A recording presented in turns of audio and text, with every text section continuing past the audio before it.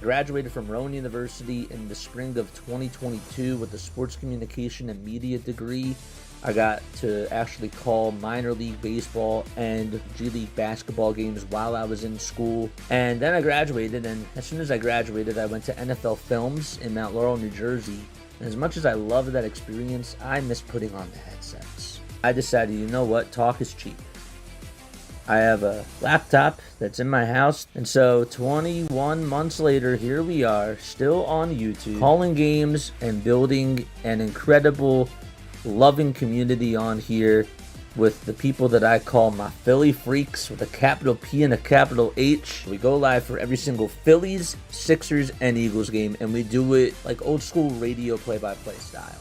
I'm Jason Joseph, and this is Play-by-Play with JJ. I showed a swung on barrel out to right field. Bye-bye baseball. That baby is long gone.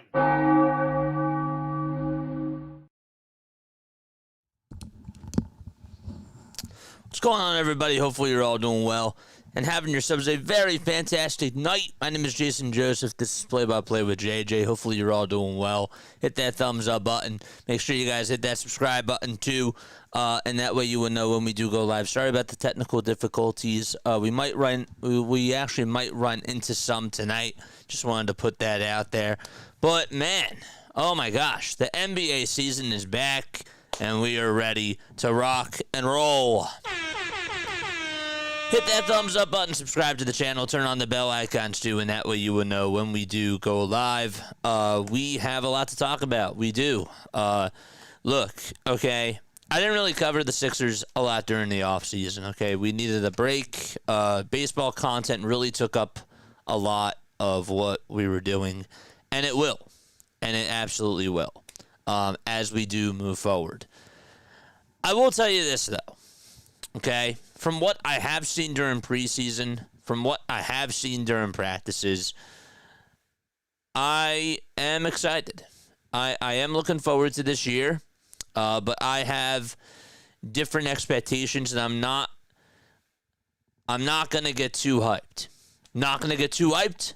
I'm not going to get too down, okay? All I expect this season, all I come on into with expectations for this year is that I want to see what we have. I just do. I want to see what is out there. I want to see what we have. This lineup is going to look different on a night-to-night basis. And the expectations, to me, are just play well this year. And that's really where I stand right now. Now, that can change. Now, as the season goes on, of course, expectations can change. But do we really know what Joel Embiid's health is going to be as the season moves on? I'm not trying to be a Debbie Downer here. I'm really not. I know it sounds like I am, but I'm trying to keep it from a realistic perspective. I don't know. There's a lot of unknowns this year when it comes to the Sixers. But here's what I will tell you. You better beat this Boston team. This Boston team looks a lot different this year than what they did in the past. No more Al Horford. No more Kristaps Porzingis. They're lacking size. They really are. They're lacking size, and you need to go out there, and you need to attack. You better be out rebounding this team. You need to go out there tonight, make a statement to the NBA, and tell everybody that you're back. That's what you got to do. You back it up. I am excited to see what we have out of VJ Edgecombe tonight. I expect that he's actually going to have himself a pretty good game. As far as the big man goes, he's been looking really well. I did not think that we were going to be able to even see him play basketball again. I thought he should have retired. I'll be the first to admit. I thought he should have retired, and I thought that was going to be the last time. Last year was going to be the last time that we saw Joel Embiid on the court. Just do it in the games. Let's see what you got tonight, and we'll take it from there. And let's go out there and get a W. Folks, let me know what your final score predictions are down below. Tell me, who do you have winning this game? And also, who is your standout player? I actually do think that Joel Embiid is going to have himself a very good game. I do. I think he's going to be very aggressive. I just don't need them to play reckless. I need him to play his game and just go out there and dominate. That's really what I want to see. Haven't talked about Tyrese Maxey, but my gosh, the kid is a star. He is shining, and I expect that he's going to take another step in his game this year. He had some really good passes that I saw during the practice, and I'd like to see him try to utilize that a little bit more this year. I did notice one thing during the practice when I did go to the Blue Coats, and I will tell you this, okay? Maxey and Embiid were talking a lot. Put that out there however you want to, but they were talking a lot. Even in the huddles, during the timeouts, a lot of it was just basically them trying to get on the same page. And they are going to have to do that this year. if they want to go out there and be a contender, if that's how they feel, you're going to need Tyrese Maxey and you're going to need Joel Embiid to step it up. Thomas, thanks so much for the sub over on YouTube. I really appreciate that. But yes, I'm excited. I'm looking forward to this. But I want to see us go out there and get a W tonight. All right? So we will get ready to rock and roll in just a few moments. I am going to take a very, very quick step off because there are a couple of things I do have to do before we do start streaming. Again, it might be a little bit sloppy tonight, Jets, just because it's our first day back. And I want to make sure that technically speaking, we are okay. But yes, please tell me what your final score predictions are down below and let me know how you guys feel about this game. All right, be right back.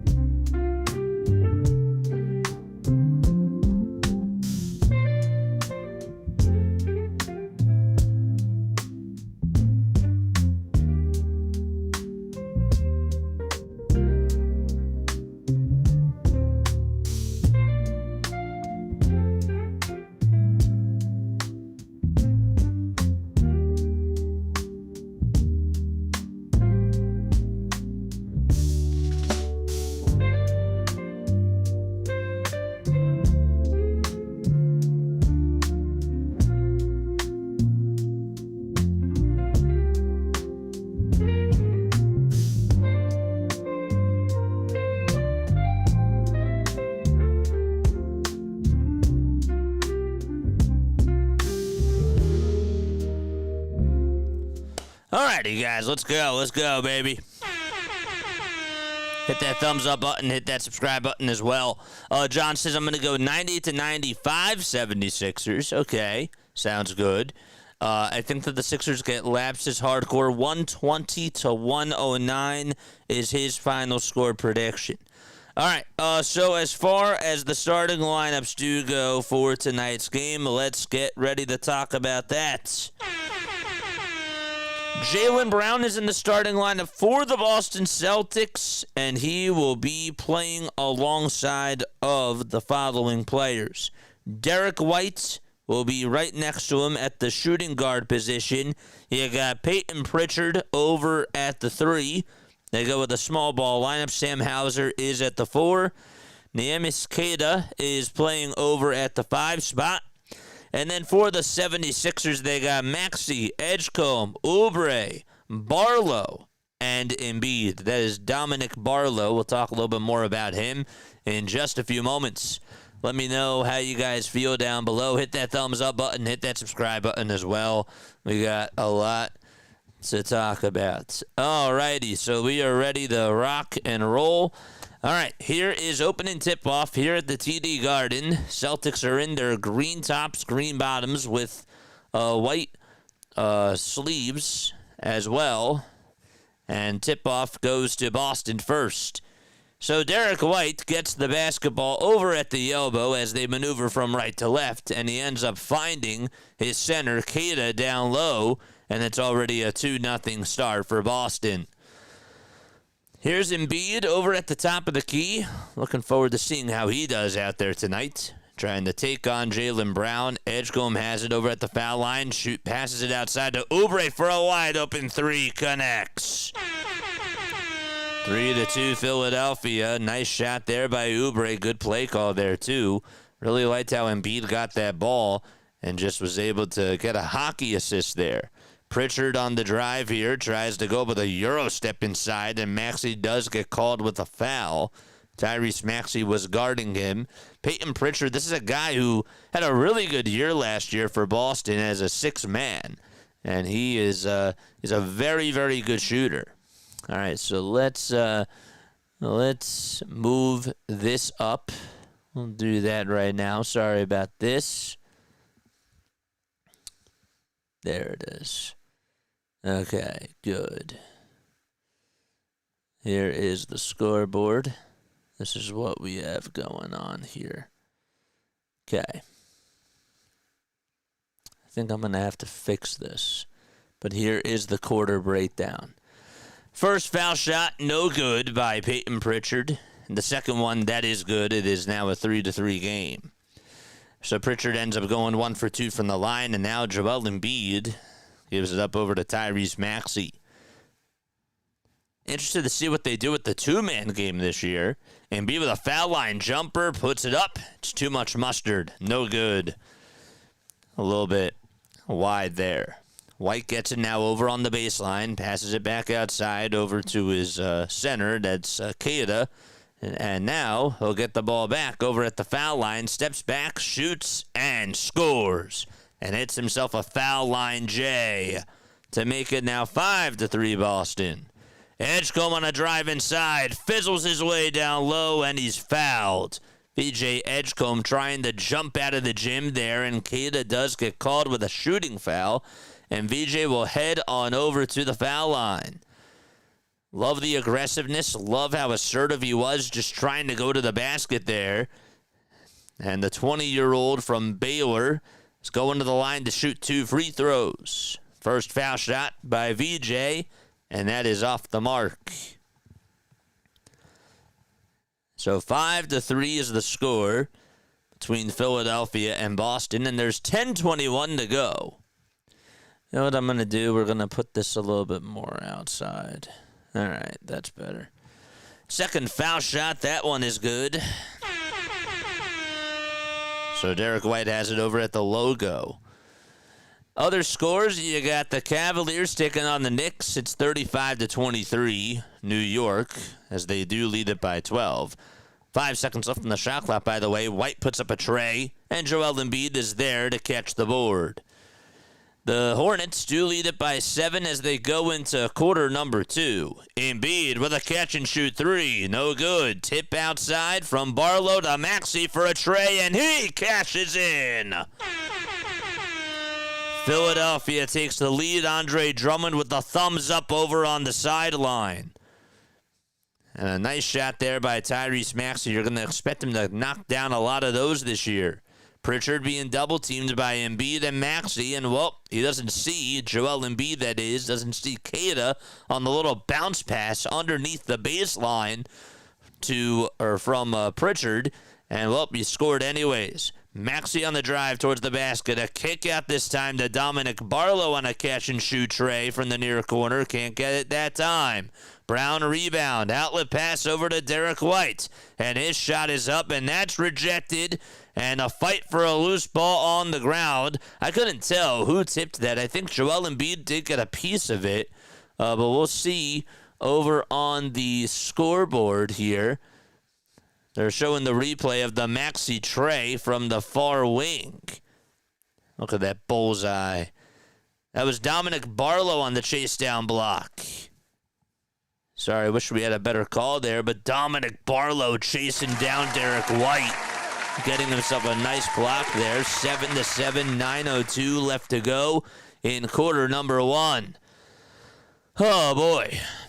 Make sure you guys hit that thumbs up button and hit that subscribe button as well. Outlet pass from VJ all the way to Barlow downhill. Count the bucket and a foul. Nice pass by VJ using the binoculars and finding his teammate Barlow in the dunker spot. and laying up a layup, putting it in, and I'll go to the line for one more. That was Hauser that committed the foul there, I believe. Or was it Cada? Regardless, the and one is good. Alrighty. Whoops, wrong one. I gotta get used to my new keys again. 10-7 Philadelphia in the first quarter. White with a kick out over to Cada for a three for the tie, can't get it. And Kelly Oubre Jr. jumps up and is able to cash in the board. Maxey hit a three earlier. Now dribbles inside over towards the foul line. Kicks it out to Embiid, who sets up his three-point shot. Doink. No good. 10-7 Sixers. Boston rebound. Boston doing a good job on the boards. Brown with a step-back foul line, Jay, and he connects there. That's Jaylen Brown. Don't know if you've ever heard of him, but he's a pretty good player. 10-9 Philadelphia. 8 minutes left to be played in this opening quarter between the Sixers and the Celtics. Maxey really wanted to take that shot there. VJ ended up being wide open anyways, and he can't make the three. He was wide open too. Looks like both teams just jogging back and forth. Here's Brown with another step-back turnaround, Jay, and good contest there by Embiid. Gotta tell you, Embiid's looking pretty good out there so far. Doesn't really look slow. He looks like he's fitting the tempo pretty nicely. Here's Maxey as he can't get his feet set, but he puts up a shot anyways, and it's off the iron. White on a drive, parts the Red Sea, goes up with a Euro step and connects with a layup, and Boston's back out in front as we do ride the seesaw. 11-10 Celtics, and 7:15 remaining in the first quarter. Sixers were on a little run, and Boston has responded. VJ with a bounce pass to Embiid over at the Xfinity sign. He'll try to posterize his man, Cada, and he ends up trying to go back with a two-point shot. It was blocked by Cada. Out in transition is Jaylen Brown. He passes it over to Cada, and Cada ends up hitting the layup. Or that's Xavier Tillman, who hits the layup, and we have a timeout taken by Nick Nurse. 13-10 Boston. We'll be right back. Don't go anywhere. See you very, very soon.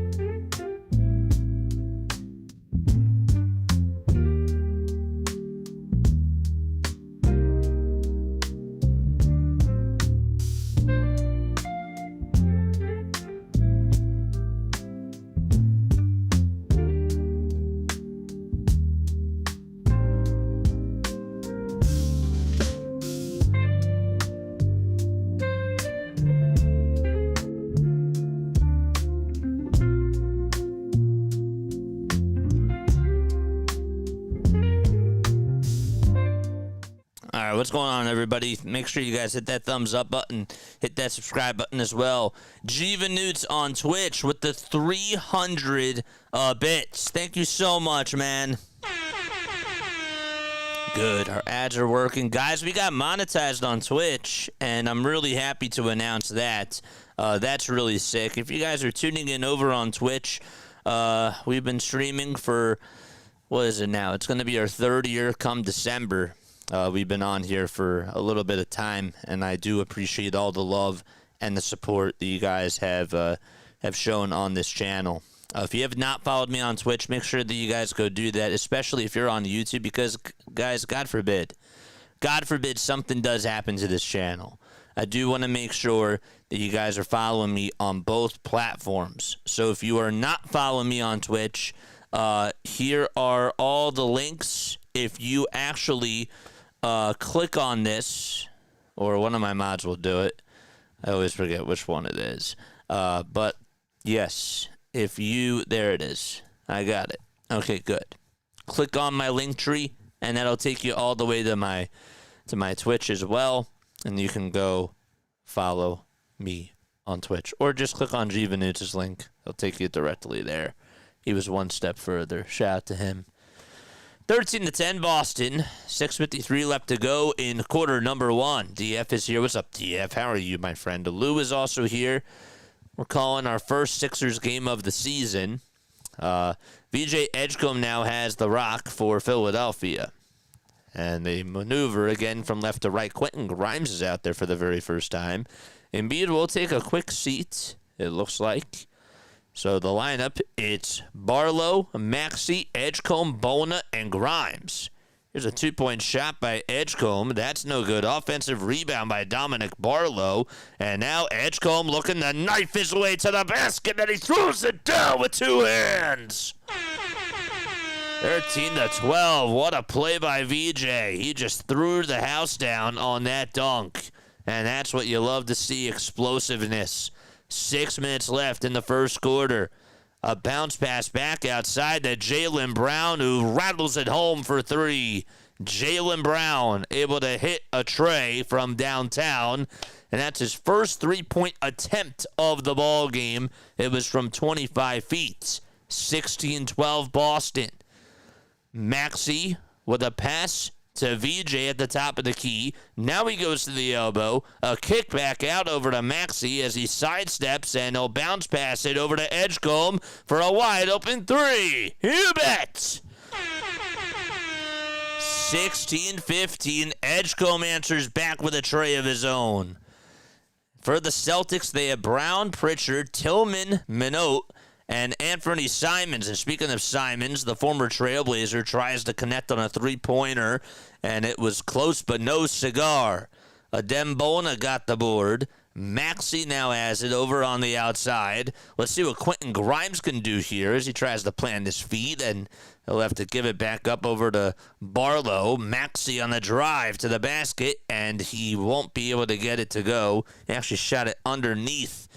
And anyhow, Peyton Pritchard with a three-pointer. That won't fall for Boston, but a putback dump by Josh Minot is definitely good.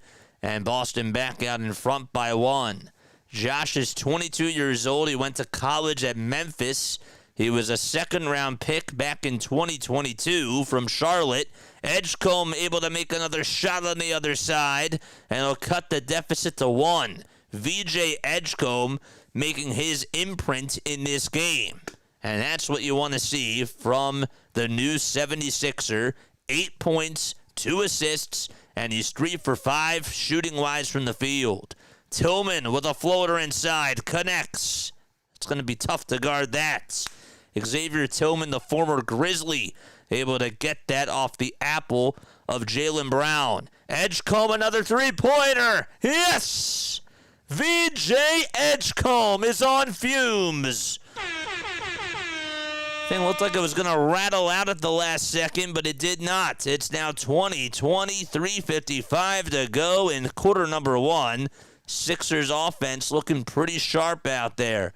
VJ is 2 for 4 from deep and 4 for 6 from the field. Pritchard, step back, foul line J, good. In the face of Quentin Grimes. It's now 22-20 Boston. 3:33 left to be played in quarter number one. Edgecombe, bounce pass over to Barlow, and Barlow throws it away as it's intercepted by Jaylen Brown. The intended receiver was supposed to be Adem Bona. Pritchard trying to make the Sixers pay with a three-pointer. No. Xavier Tillman does get the rebound, but a foul is going to be called. And I believe that that's going to go on the Sixers. And we'll wait for an official to make the call. Look at VJ Edgecombe just showing off his athleticism, dominating down low.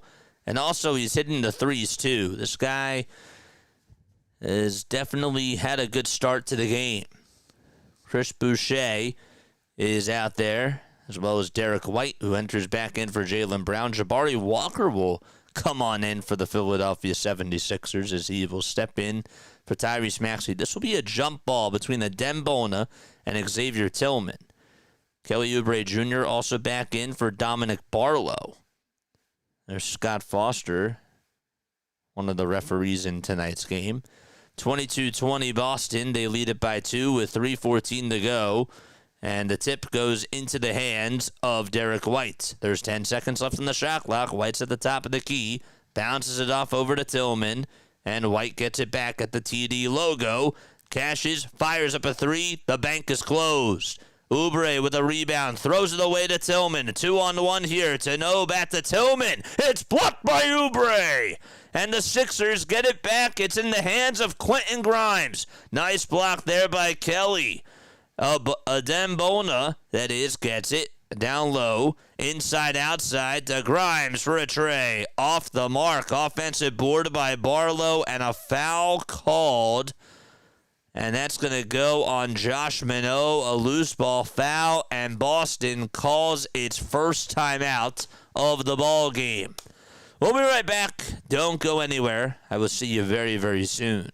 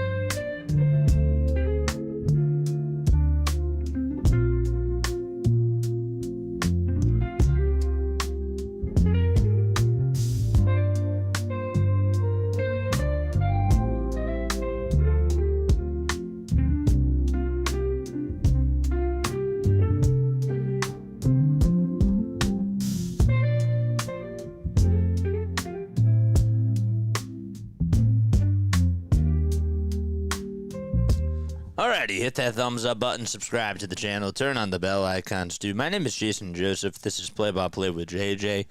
We do like an old school radio play-by-play style on here when it comes to the Sixers, the Eagles, and of course the Philadelphia Phillies as well. But yeah, hopefully you guys are enjoying this so far. For those of you that have been tuning into my baseball calls, it's definitely different, right? It's a different type of a call. I hope that it's not a turn-off, and I do hope that you guys are enjoying it. But if it's not your cup of tea, I totally understand. But yes, thanks for rocking with me anyways. All right, it is 22-20. 76ers are down by 2 against the Boston Celtics. Leading the way for the Sixers, VJ Edgecombe with 11 points. And he has been very sharp, really. I mean, he's hitting his shots. Not only that, though, he's making some really good plays. He's getting to the rack, and, you know, that's something that you really wanted to see tonight. And he's been very assertive. That's what you love. As far as the box score stats do go, Sixers only getting out-rebounded by 1. Excuse me. It's 9-8 on the rebounds. Sixers also are 40% shooting-wise from 3. Boston just 14.5%. Here we go. Barlow gets it. Gives it back over to Oubre, who drives it over towards the baseline. Puts up a 2, and they're not going to count the shot. They're going to say that there was a foul on the floor. And Oubre does not agree with that call. Jaylen Brown does enter back in for Xavier Tillman. Luka Garza also comes on in. He just committed the personal foul. And again, it was called a foul on the floor. Here's Bona on a handoff. Back over to Edgecombe. Edgecombe with a foul line J. Won't go that time. Brown tries to fight for the rebound. It slips out of his hands. And Boston got it back. But there's another... They're going to call an offensive foul, I believe. They said it was Sixers' offensive rebound. And, yeah, 2:15 left to go. Edgecombe will inbound it right from the baseline. And they'll give it back over to Quentin Grimes on the perimeter. Grimes drives it inside, down low, puts up a 2, won't go that time. Offensive rebound by Jabari Walker, and he's able to turn the loose change into a deuce. We're back to a tie game, 22-22, as we continue to ride the seesaw. 1:55 left to go in quarter number 1. White with a three-pointer, money in the bag for Derek White. He knocks down that 3 right in the face of Jabari Walker, and he's made a lot of big threes throughout his career. He makes a 25-footer. Oubre with a 2. No. Adembona tried to tip it back in, and are they going to call basket interference? Yes, they will. 25-22, and another turnover by Philadelphia with 96 seconds left. They will call it offensive goaltending from Adembona. Garza was looking at the ref, and that was the right call. White gets it down low, puts up a 2, tries to cash it in off the glass, can't get it. Adembona rebound, outlet pass to VJ. 11 points for him, and 2 assists as well. Edgecombe catches, puts up another 3. He can't be stopped.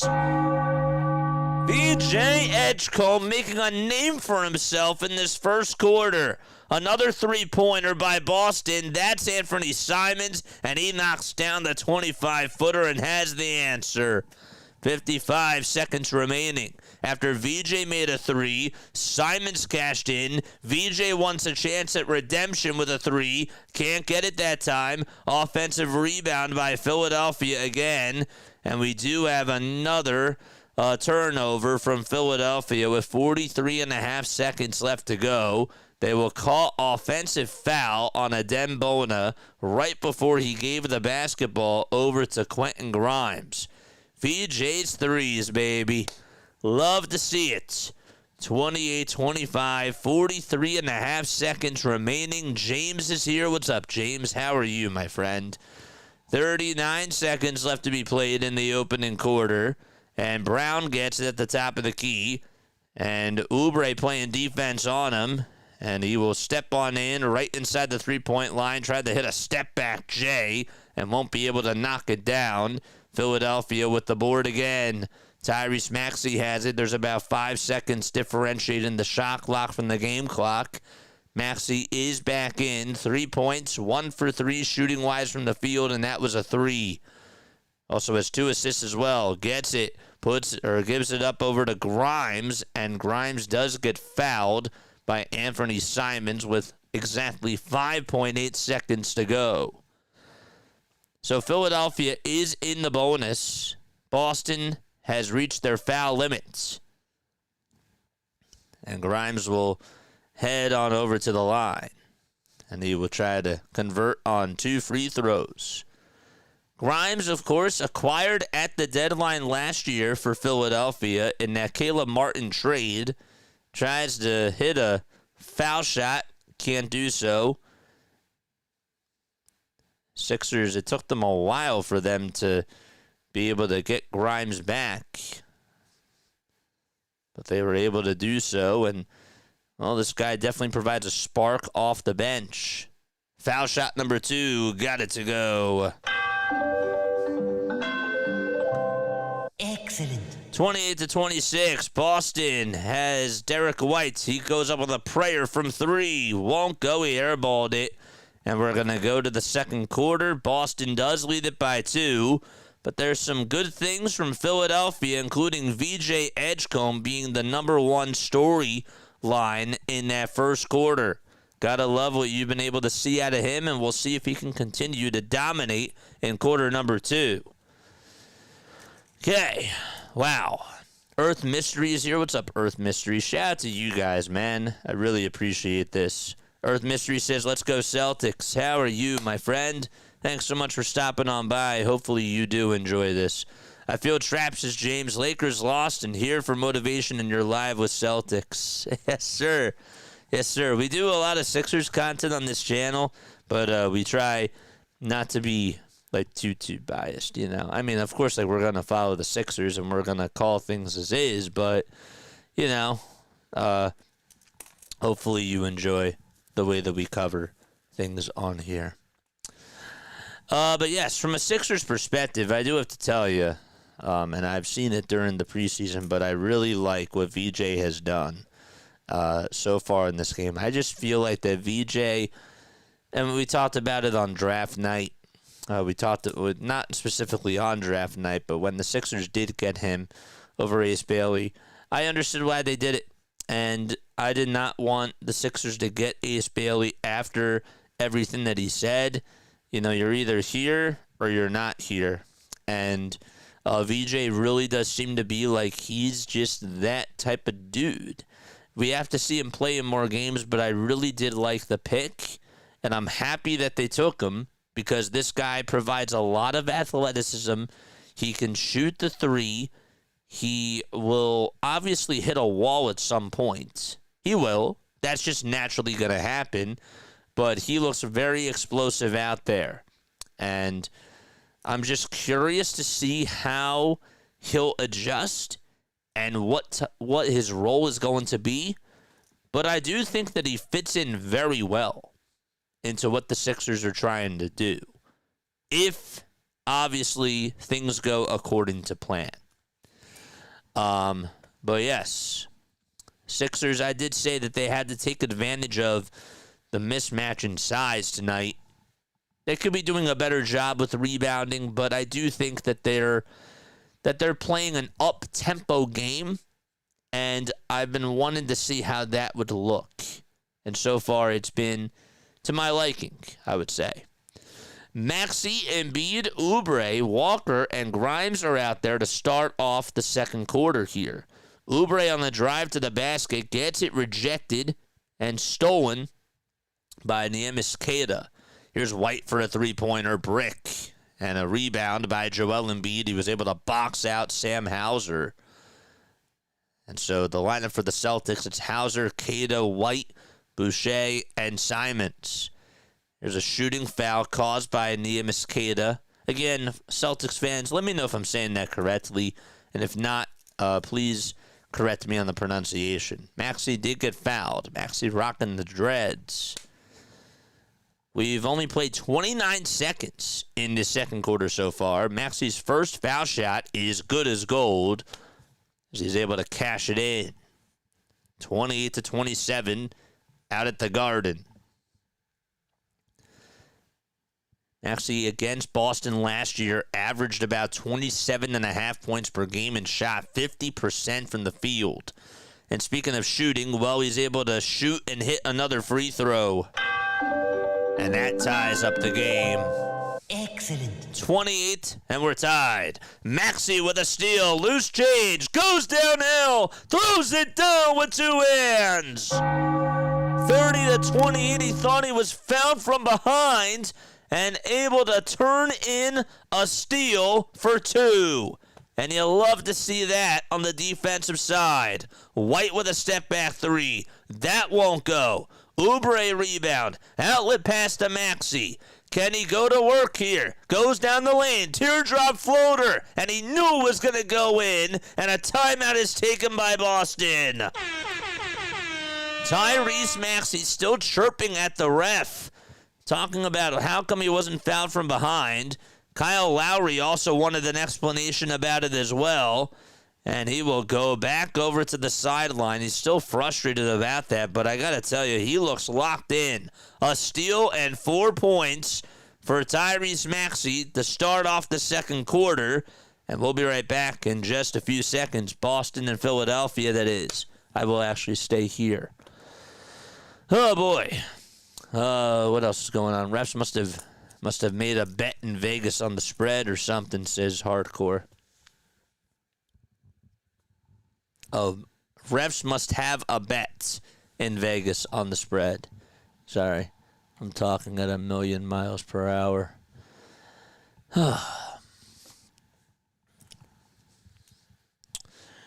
What's your biggest takeaway so far? What is your biggest takeaway so far on this game, guys? Please let me know down below. How you guys feeling? We got a quiet chat tonight. I want to really hear from you guys. I really want to know what you guys are thinking about this game.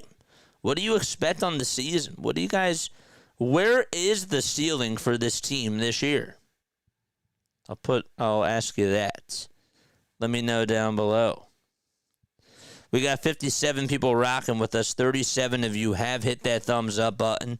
And again, we do appreciate that. Don't forget to like. Don't forget to subscribe. If I'm being honest with you, again, I talked about it before, but I just need to see this team play. I want to see them go out there to play. I don't think it's going to be as bad as last year, but I also just need to see them all out there healthy. And that's going to be a tough task. And I really hope that I'm wrong with that. But we have seen year in and year out health has been a problem. I really did not think that Joel Embiid was going to be back out there on the court. I really did not. I really thought that he was going to retire, and I thought that he should have retired. But I'm watching him play. I know that he hasn't made a field goal yet. It's just good to see him running. It really is. It's good to see him out there running and keeping up with everybody, not hobbling. You know, I have to say that. They're playing with some juice, which is welcome, says DF. Yeah, I agree. I think that they're playing with some fire, and I'm very pleased about that. Hardcore says 40 to 50 wins. Okay, you want to talk about wins? Where do you guys see them in wins and losses? You just saw them play a full quarter.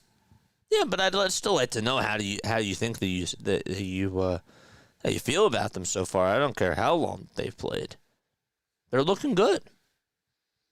Now, can they keep it up? I don't know. Anthony Simons is back out there for the Boston Celtics. So it's Simons, Cada, White, Boucher, and Hauser. There's a three-pointer by Sam Hauser, and he knocks it down from 26 feet. Gotta watch out for him. This guy can also shoot the three at a pretty high level. It's a floater by Maxey. Won't be able to get that one to go. White tries to take it end-to-end, and he cashes in on a two. Already a 5-0 run by Boston ever since that timeout was taken. That'll make it 33 to 32. Boston is out in front. Maxey over at the Toyota sign trying to give it up over to Grimes, but Grimes gets called for an offensive foul. It's a moving screen, and Derek White went down like a bowling pin. Tiffany is here. What's up, Tiff? How are you? What's going on? What is up? 33-32. Boston does lead it by 1. Sixers have outscored Boston in this quarter by 1, though. White with a pass downhill over to Sam Hauser, and White tries to throw it up and down, but an offensive foul will be called on Boston. It'll be on Sam Hauser himself for another illegal screen. So that's back-to-back turnovers for each team. Like Hauser just knocked on into Quentin Grimes, couldn't get his feet set. And Philadelphia will get the ball back. VJ will also enter back into the game for Quentin Grimes.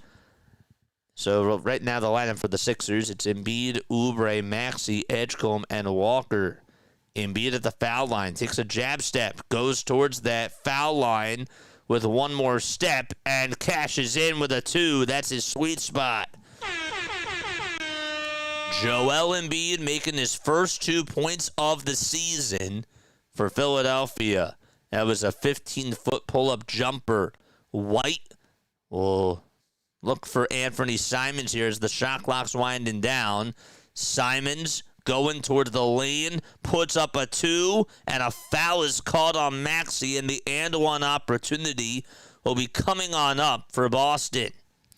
Anthony Simons, honestly, Maxey did stay on him pretty well. I mean, I thought he guarded him very well, and Simons was still able to hit the floater anyways, just from 11 feet or so. So that means that the Celtics will have an and-one opportunity with 8:56 remaining in quarter number 2. Simons last year averaged about 19.3 points per game, Also had a 4.8 assists per game as well. Ended up coming over to Boston from Portland. Here's Dominic Barlow, who will enter back into the game for Jabari Walker. So the Sixers 5 right now. It's Barlow, Embiid, Oubre, Maxey, and Edgecombe. The foul shot by Simons is definitely good. 36-34, Celtics out in front by 2. About 8:50 to go in the second quarter. And we'll see if the Sixers can get their offense back into rhythm. Maxey at the top of the key, gets a screen from Embiid. Behind the back, bounce pass, back to Joel, who's operating at the foul line. Double team's coming. Throws it over to Oubre for a 3, has to hurry. And, well, the three-pointer was rushed, and Pritchard climbs up the ladder and hauls the rebound. Here's Jaylen Brown, step back, three-pointer, bang! Jaylen Brown able to knock down a 3 from the far wing, and Boston is just on a big-time run themselves. They're on an 11-3 run, to be exact. Embiid, what's he going to do? A pump fake on a 3, and a foul is called on Xavier Tillman as he took it right over towards the elbow. So that means that Joel Embiid is going to go to the foul line, and he will shoot 2 free throws. How about that step-back 3 from Jaylen Brown? I mean, he just has that in his bag. He is so... When he's able to just step back like that and go up with a shot, all you got to do is just pray that it's going to miss. Here's Embiid's first foul shot. It's good. Nothing but nets. Joel Embiid against Boston, 27 points per game in 26 different games against the Celtics. He is shooting 48.5% from the field and 87% from the foul line. Also averaging 11.5 rebounds per game. Free throw number 2, good. 39-36 Celtics. Brown on the drive to the basket. Euro step, underhanded finish, can't get there. Could not hit the reverse layup. Sixers, can they capitalize? Embiid at the foul line. Gives it away over to Barlow. Barlow hands it off to Maxey. Maxey trying to find Embiid down low on the block. Mismatch for him. And he lost the ball, and it'll still stay with the Sixers with 6 seconds to go as it goes out of bounds towards the baseline. Last touch by Boston. Gonna have to come up with a catch-and-shoot 3 here. You still have time. Maxey will be the inbounder on the left side of the baseline. He'll lob it over to Oubre. Oubre back to Maxey. 3 seconds left. A step back, 3-point shot by Tyrese. It's good! Embiid was right next to him, and he still hit the fadeaway anyways. Pritchard trying to answer back off the mark. It was a near wing 3, and Edgecombe able to jump up and down for the board. Edgecombe downhill to Barlow on the baseline. Back to Embiid on the corner. Back and down Jaylen Brown. Mismatch for him. Step back 2. No good. That was from the near corner on the baseline. Brown out in transition. Euro step. Got away with a travel there. Simons for 3. Wide open. And Oubre says, I've had enough. And the Sixers will get the ball back. Maxey trying to go coast to coast. It's rejected by Tillman. And Sixers will still have possession of the ball as it goes out of bounds. And they will have 18 seconds left on the shot clock. Andrew is also here. What's up, Andrew? How are you? Long time, Jay and I missed you. I missed you guys too, man. Hopefully you're all doing well. Oh, man. What's up, chat? JJ, you ready for Friday night? Of course I'm ready for Friday night. Absolutely. First free throw by Maxey. He knocks it down and ties it up 39-39. Embiid will take a breather. And coming on in is a Dembona for Philadelphia. Sixers honestly could do a better job at the foul line tonight. They are 8 for 10, but they've missed a couple. And here's another one that's missed. That time it was by Tyrese Maxey. I did not jinx them. It happened right before. We're a little bit behind, so don't blame me. Jaylen Brown gets the rebound and tries to take it or give it back over to his center. Now he'll get it back, and at the top of the key is Simons for three. Won't go. Another nice rebound by Edgecombe. Dude, he is really trying to do a lot of footwork away from the play, and you could just see that he just buzzes on in. It's like a bug or a little speck that just comes onto your screen. Barlow did get fouled on the other side by Boston. It was Peyton Pritchard who committed the foul, and the Sixers have a chance to take the lead for the first time since the first quarter. That's a sweet Eagle shirt. Thank you. I really appreciate that. Here's the first free throw for Dominic Barlow, and he makes it. And the Sixers are out in front by one. Injury report. You got Paul George out, Jeremy McCain out, Trendon Watford out, and also Jason Tatum. George with his knee surgery recovery, Jeremy McCain with his thumb, Trendon Watford with his hamstring, and of course Tatum with his Achilles. Sixers trying to cash in on another foul shot. Good.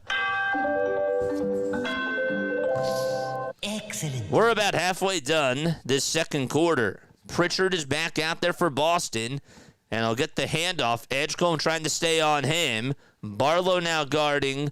That's Josh Minot, that is. Minot back outside over to Garza for a three on the corner. No good, and it goes to the bounds. And it'll be Sixers basketball with 6:09 left to go in this second quarter.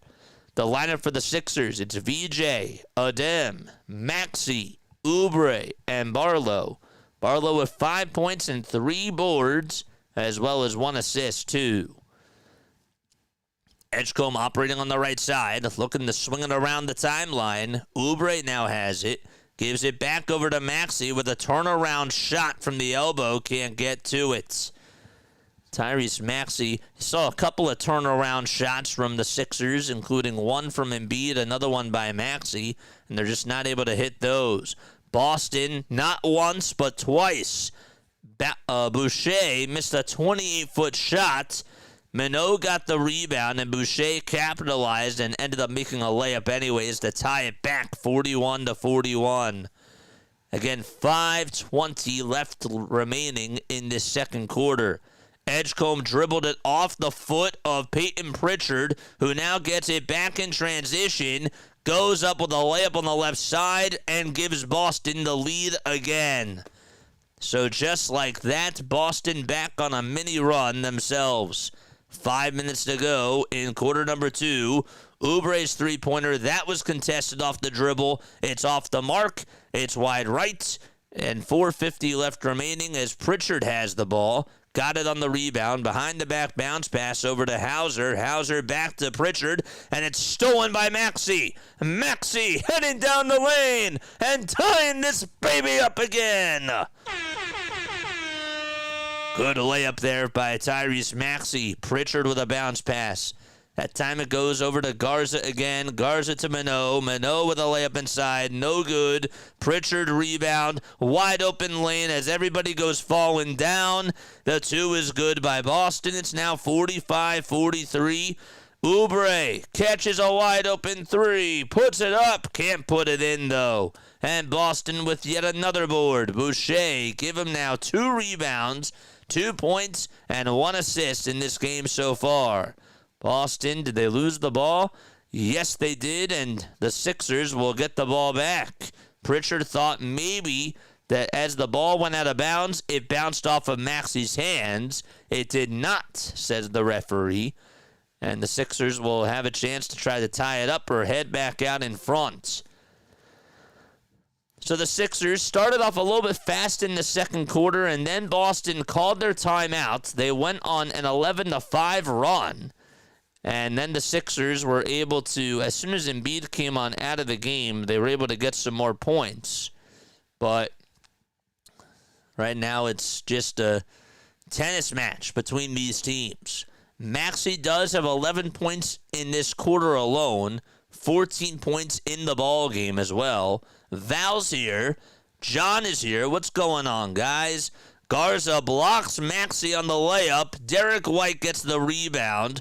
White back on the outside in Boston territory. Pritchard has it at the top of the key, dribbles around the timeline, gives it back to White with a teardrop inside, and Dominic Barlow catches the board. Maxey catches, puts up a three, and lights it up from downtown. Tyrese Maxey owning this second quarter so far. Another three by Boston. They're human. And Maxey comes away with his third rebound of the night. Maxey putting his defender on skates that is, steps back and hits another three. 2 threes in a row by Tyrese Maxey. Number 0 being a hero for Philadelphia. And a timeout taken by Boston, I believe. There was a stoppage in play. It's 49 to 45, 76ers. I love that shot by Tyrese. Minot was guarding him, and Maxey's like, yep, I got you one-on-one, and give him 20 points in this game. He is 7 for 12 from the field, and he is carrying the Sixers in this second quarter.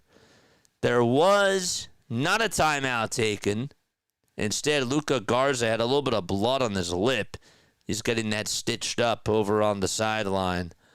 So it sort of felt like a timeout. It really wasn't a timeout. 3:03 left to go in quarter number 2.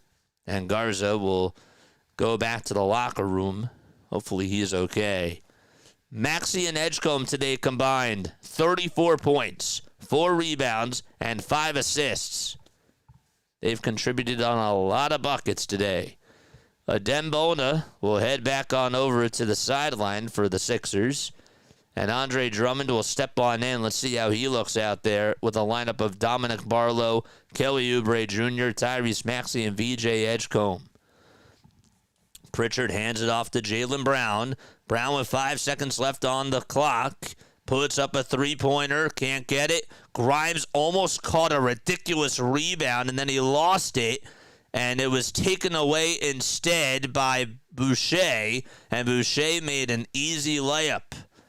It's 49-47. Philadelphia still in the driver's seat for now. Barlow out in transition. Puts up a layup with the left hand. It was contested. It was not easy, but he still got it anyways. Pritchard with a three. Can't respond there. Andre Drummond, who's been a great rebounder throughout his career, catches another one.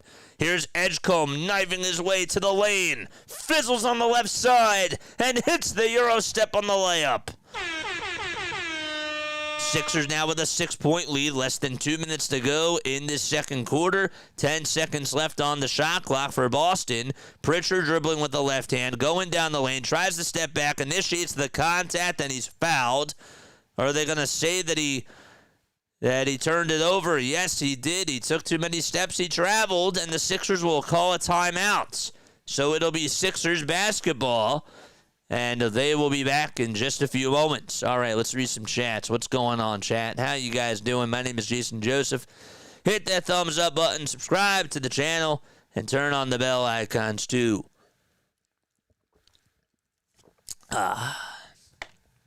Appreciate it. What's the rebound stats? What is the rebound stats? The Sixers have 21 rebounds, and the Celtics do have 20. Can we get a little craft work going? Yes. What's up, chat? Hopefully you're all doing well. Hit that thumbs up button, folks, and hit that subscribe button as well. If you guys do like that old school radio play-by-play, that's what we do on this channel, man. And I really do hope that you guys enjoy that. Hit that thumbs up button, subscribe over on Twitch and over on YouTube as well. It is 8:31 p.m. Eastern Time on the East Coast, and we've played basketball for almost an hour. Right now, if we were doing a baseball game, it'd probably be like the third inning. It's just funny to look at it that way. Feels like we're doing a better job at rebounding. Sixers only have 3 bench points. Yep. That's it. Overall, I do really like what I'm seeing. I mean, look, I could get a little bit more analytical. I could talk a little bit more into detail about things that I didn't like. But I'm looking at this from just a holistic view. I'm not looking at it from like, all right, like which lineups are dominating, who do we like coming off the bench, that type of a thing. But I've been very happy with what I've seen so far, especially from Maxey and from Edgecombe. Grimes off the bench, 1 point, 12 minutes, two assists, 1 rebound. Bona has played in 11 minutes. He is a +5 off the bench, but he has not even attempted a field goal, and he has 3 rebounds and 1 assist. So Dominic Barlow, 7 points for him, 4 rebounds, 1 assist, 1 block as well. He did turn the ball over. I believe that was in the beginning part of the second quarter, but I could be wrong about that. Schwarber would have 3 strikeouts by now. Y'all are funny, man. What do you guys think? Let me know down below. Give me your honest opinions. Not just about this team, but about the call and all that sort of stuff. Edgecombe had 14 points in the first and only has 2 in this second quarter so far. Edgecombe tries to go up with a shot. It was contested heavily, and he dribbled into traffic, and they're going to call a turnover anyways on the Sixers. Sixers play the Celtics again on Halloween. Don't know if we'll be covering that or not, depending on where the World Series is, if it's in a Game 6 or not. Then they play on November 11th, and then on March 1st. That's against Boston. They see them 4 times this year. Pritchard with a 3-point shot, and that is out of bounds. Actually hit the back of the rim, and then it bounced up and hit the shot clock. So that is marked out of bounds. What's up, Michael? DF is still here. Tiff is still here. Tiff and Jay, shout out to you guys. Maxey's having a solid game. Yes, he is. 1:10 left to go in the second quarter. Grimes steps back, hands it off over to VJ Edgecombe, who takes it over towards the baseline. Back over to Grimes again for a catch-and-shoot 3. That one won't go. Barlow with a rebound. Barlow puts up a 2, and he's fouled by Keita. I mean, this guy is so physical out there. Again, I understand that Boston is small, right? Like, let's not try to get a little bit overboard with this, but the way that he's just physically playing, the way that he's able to box out and just able to catch some of these boards, he's playing very well. And you gotta love what you're seeing from him so far in his Sixers debut. First free throw by Barlow is nothing but net. It's good.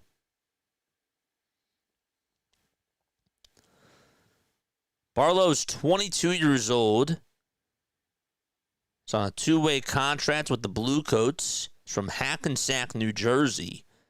And he's 6'9", 224 pounds, that is. Went to Dumont High School. 55-47 as the second free throw is good. Here's Derek White, who tries to go into the lane and throws down an alley-oop pass to Keita, and Keita flushes it home with 2 hands. Makes it 55-49, cuts the deficit to 6. Maxey, what's he going to do? He's operating at the foul line, puts up a floater, and that was not easy, but that was deadly. Man, he shot that thing off balance, hit it from the foul line, and she had a lot of contact there, too. Keita trying to go into flight mode, and Andre Drummond gets called for the foul. Tried to stop it. He thought that he got all ball there. He did not. And we will have some free throws coming. Both teams are in the bonus. 19.8 seconds left to be played. Derek White today only 1 for 6 from 3. And Jaylen Brown, he's 2 for 3 from 3, but really has not had an explosive game. That's the crazy part about it.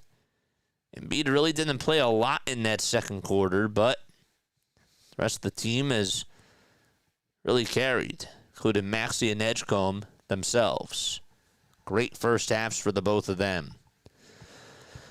once we are in halftime, we will take a very quick step off. Free throw number 2, good by Boston. 57-51. There's about 15 seconds left in this second quarter. Maxey with a bounce pass over to Oubre as the Sixers maneuver from left to right. Maxey back to Oubre. Inside, outside to Edgecombe. Edgecombe to Maxey. 4 seconds left. A behind the back bounce pass to Edgecombe for a buzzer beater. And it's way too far, way too long. And we will go into halftime. The good news is that the Sixers outscored the Celtics by 8 in the second quarter. And they do have a 6-point lead as they go into halftime. And we shall see what happens in half number 2 when the Sixers and Celtics do return. I will be back in about 3 minutes or so, and I will give you my takeaways on what did occur in that first half, what I liked, what I didn't like, and we'll break it all down. We really will. But yeah, you guys are the best. Shout out to you guys. Maxey is having a solid game. Tyrese Maxey is having a solid game, and so is VJ Edgecombe. I love to see it. All right, I'll be right back. Let's get some water. And we will see you very, very soon.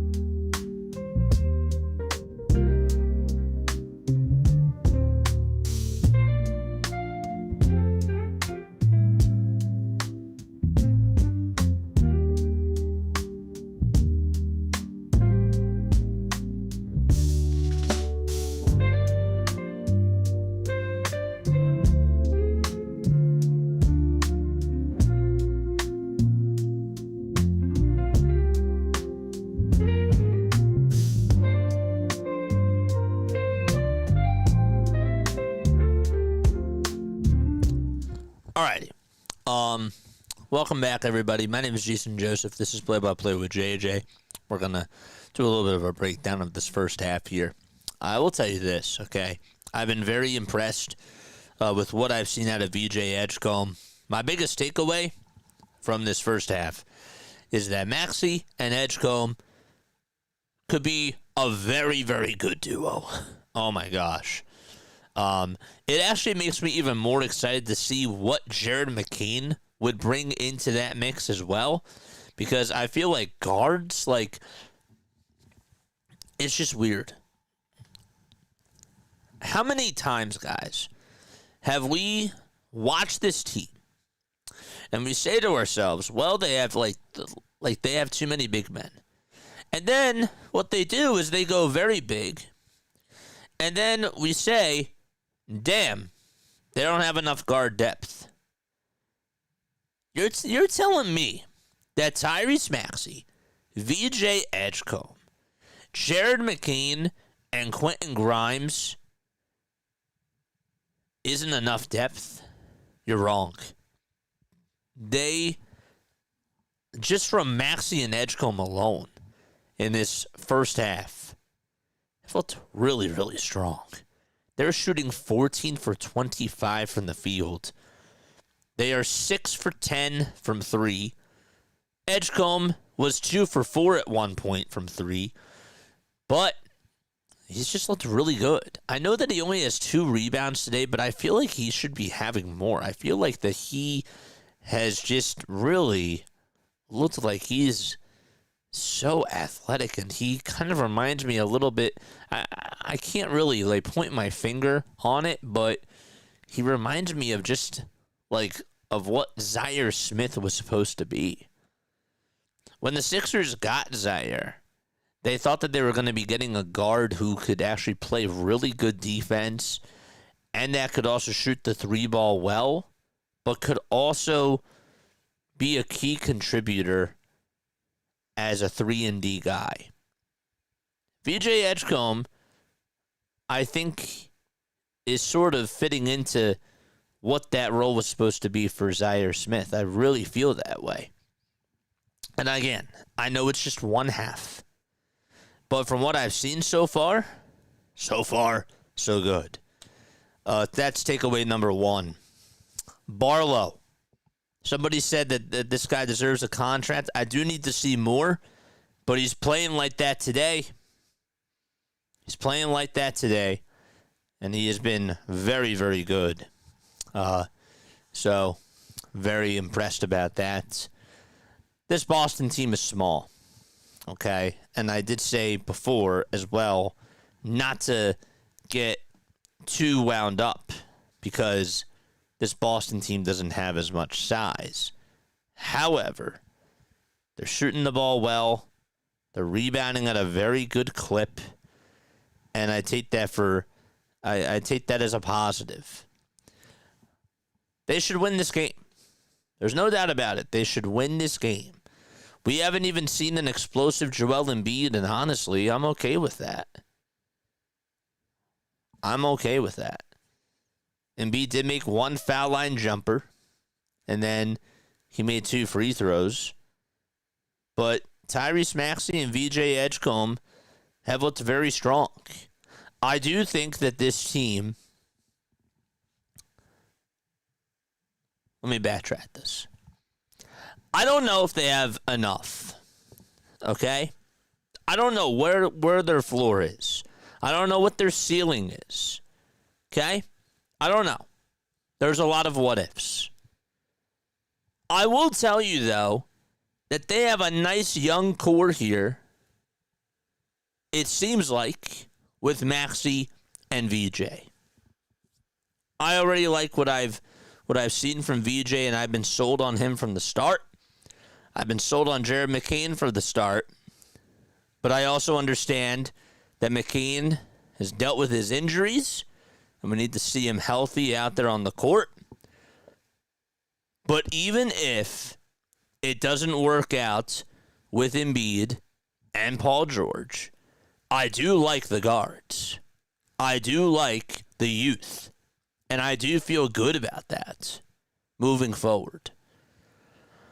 I just wanted to throw that out there because we've talked about so many times that this team doesn't really have a future. And I do think that they do. I do feel that way. I think that you can build a team around Maxey and VJ if this doesn't build out, if this doesn't work out. And even Jared McCain. I like the guard play. I like it a lot. Adem Bona today, 11 minutes. He does have 3 rebounds, 1 assist. He's turned the ball over twice. Would like to see him try to play better. The bench really has not looked good. And as far as Joel Embiid does go, it's just good to see him back out there on the basketball court. I thought that he was done. I will continue to say that I thought that he was cooked, and I was wrong. I was wrong. He did step foot onto the court, and he is running up and down. I thought his days were done. I'm not here to tell you that he's back to his MVP self. I'm not here to say that. But for him to just run up and down the court the way that he's doing, and without looking at that knee or slowing down, it's a good sign. That's a good sign. So, anyhow, all right, we're ready to start off the third quarter. So the Sixers starting lineup for this third quarter, we'll get you that in just a few seconds. Here's Tyrese Maxey as he hands it off over to Embiid. It looks like it's Maxey, Embiid, Barlow, Oubre, and Edgecombe. Embiid with a step back two. That was a contested shot and not good. VJ Edgecombe got the rebound, but then he lost it, and it got swatted away by Pritchard. Pritchard to Jaylen Brown, and Brown gets fouled by Joel Embiid. Embiid grabbed onto something there. It wasn't like he was in pain, but I don't know if he brought his sock up or what. But regardless, we will have an and one situation for Boston. Knicks do lead 82-72, or 82-78, I should say, with 3:51 left to go in the third quarter. The and one is no good, and so it's still 57-53. Sixers up by 4. All right. We'll get you other scores in a little bit.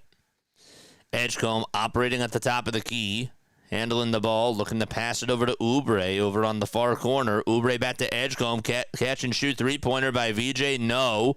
Embiid tried to go for the rebound there, and he got boxed out by Keita, but I think that they're going to call a blocking foul or a loose ball foul on Joel. Yeah, Joel's looking at the ref. He said, I was trying to go for the ball there. I don't know if that was the right call or not. 57-53. He got tangled up there, but it looks like Keita caused that. We're 1 minute into this third quarter. White gets the dribble handoff, gets some space from 3 on the pick and pop, and Keita trying to fight for the rebound. He's able to be assertive there. He will hold on to the basketball. It's 57-53. Sixers do lead it by 4. Embiid does have 2 personal fouls. Just wanted to note that. Maxey has 2 as well. We will have a jump ball between Keita and also Edgecombe.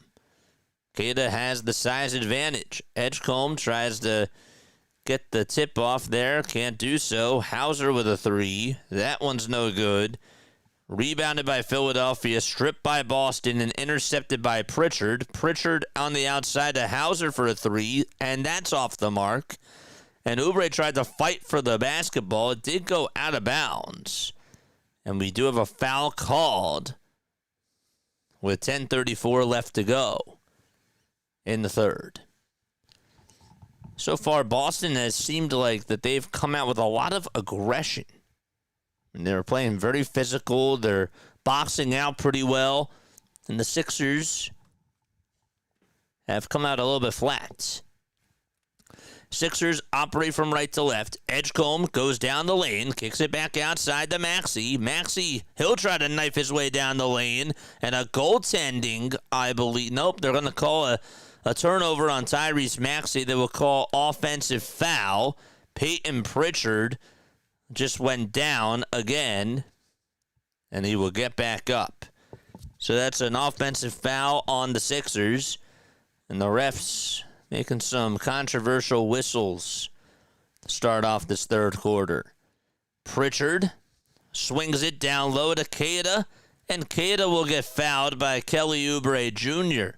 So they brought up Embiid over at the top of the key, and Pritchard had it and recognized that Embiid was there, so that's why he sort of lobbed it inside over to Queta, and Oubre got called for the foul.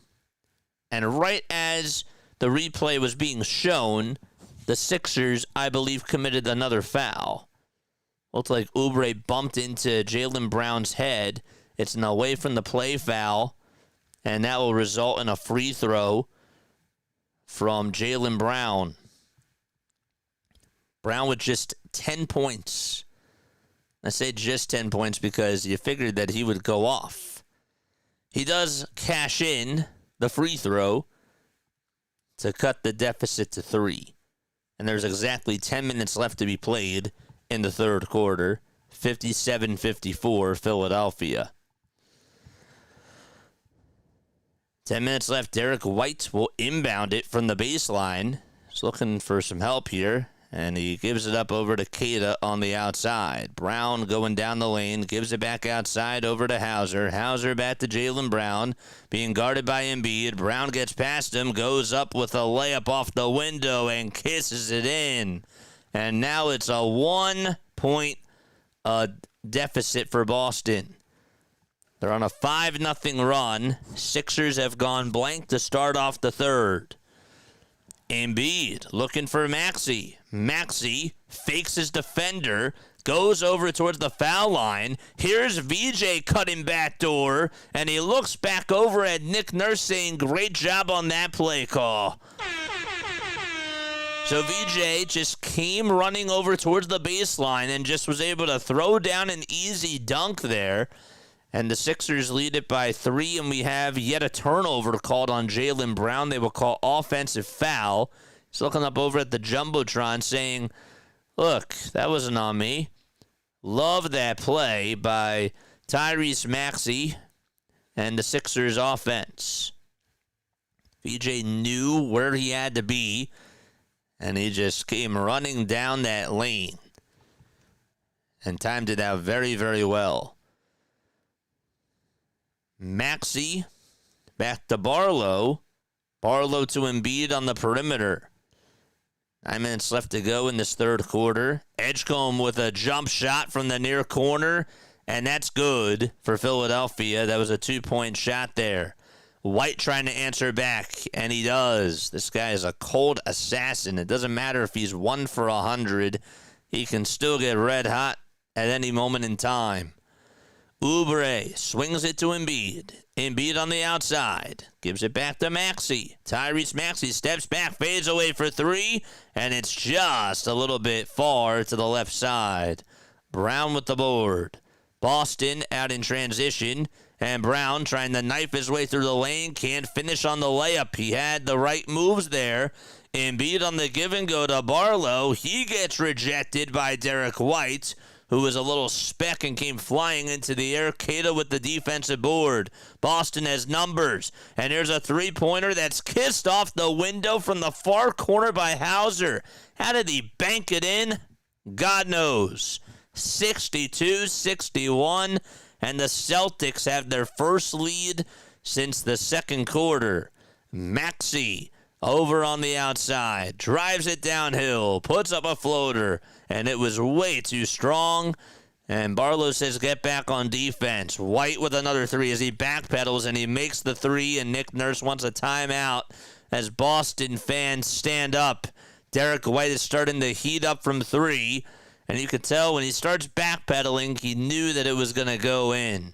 65-61 Boston. We'll be back in just a few moments. Don't go anywhere.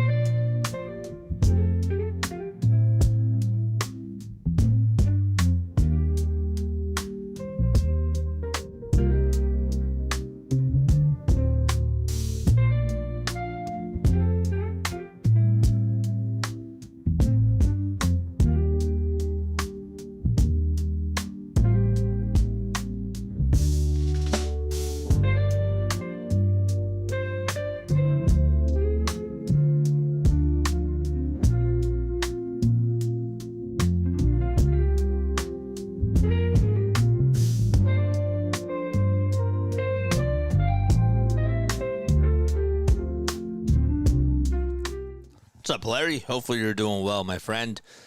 Please let me know. Are you home? Are you home? Please let me know. Didn't expect Embiid to give the Ice Bat the night off and actually play some basketball, says Larry. Yeah, I talked about it before. I'm surprised that he's actually jogging, or not jogging, but like running up and down the court. Sixers fan to God over on Twitch. What's going on? Shout out to the Twitch family. You guys are the best. Hit that thumbs up button, subscribe to the channel, hit that follow button over on Twitch. But no, I've been really surprised just to see Joel Embiid run up and down the court the way that he is. I mean, he does. I expected that the guy was just never going to be the same after last year with how things were going with his knee. But he has really proven me wrong in that category. Here's Embiid with a bounce pass back over to Edgecombe. Embiid gets it back. Edgecombe and Embiid having a little two-man game here. Edgecombe takes the three-pointer. It's short. Embiid tips it outside to Maxey. Good job by him. He had a defender in front of him. And now Dominic Barlow for the Sixers gets called for a travel. Excuse me. That was awful. That was terrible on my end. Oh, my gosh. Don't ever want to do that again. 65-61. As a burp was interfered with the call there. That was bad. Derek White gets it down the lane and bounces it back outside over to Pritchard. Pritchard to Xavier Tillman for a wide-open three, and Edgecombe able to get the rebound for Philadelphia.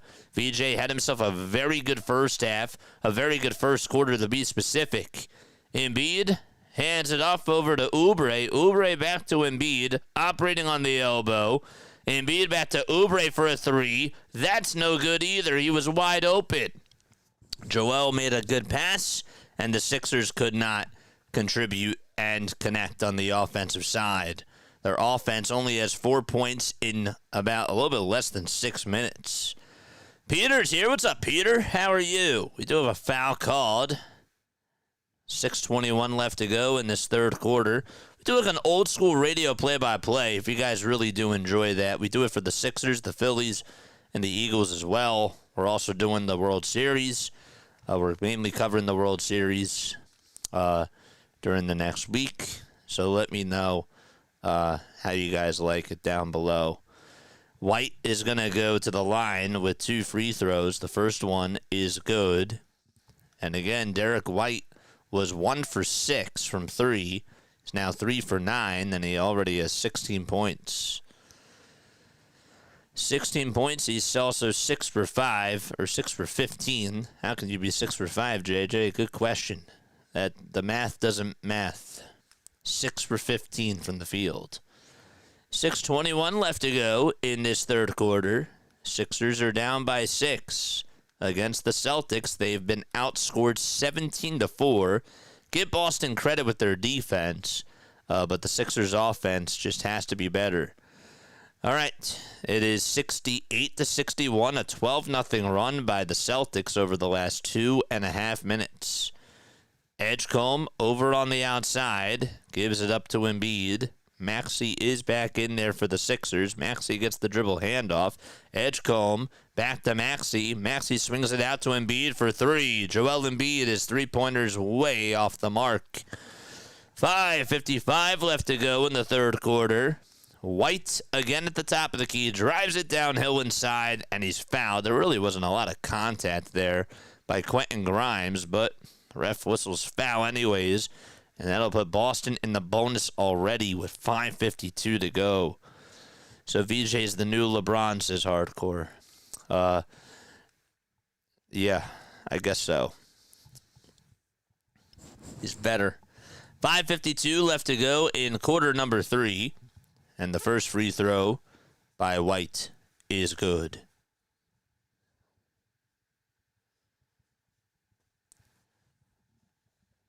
He's had a lot of points here in this third quarter. Maxey already has 3 personal fouls. Embiid is 2. Grimes is 3. And again, Quentin Grimes only 1 point. It's not good. Sixers bench not really contributing as a whole. And Boston's lead is up to 9. Again, the Sixers had the lead going into halftime, and they're getting outscored 19-4. Edgecombe back to Grimes. Grimes drives it downhill, gives it outside to Barlow for a three. Won't go. Embiid tips it into the wrong hands. That's to Anthony Simons, not his fault. It's just that Anthony Simons was being an assassin, and he's able to convert on the layup anyways, and the Sixers cannot stop the bleeding. Man, they have gone ice cold. Their defense looks out of sorts. Their offense looks out of sorts. Embiid swings it outside to Grimes for a three. He was wide open. He got the look. Couldn't cash in. And it looks like Adembona is ready to check back into the game once there's a stoppage in play. Simons with a three-point shot. That's off the mark, too. Grimes with a big defensive rebound for Philadelphia. Maxey with a lot of wide open space puts up a three and puts an end to the madness. Tyrese Maxey, give him now 4 threes in this game. He is shooting 80% from downtown. Pritchard outside to Xavier Tillman. And about 4:39 left to be played in this third quarter. Maxey bites in on White's pump fake, and White gets fouled. And Maxey has to be careful. That's now his 4th personal foul. And you would think that maybe that is going to do it for him in this third quarter. We'll see. So it is a shooting foul on Reese. And going back to the line is Derek White. I think he has scored 11 points in this quarter alone. First free throw by White. And he is able to cash it on in.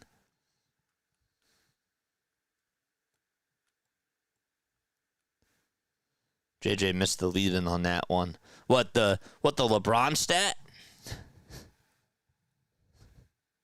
That's the storyline, is that VJ's better than LeBron.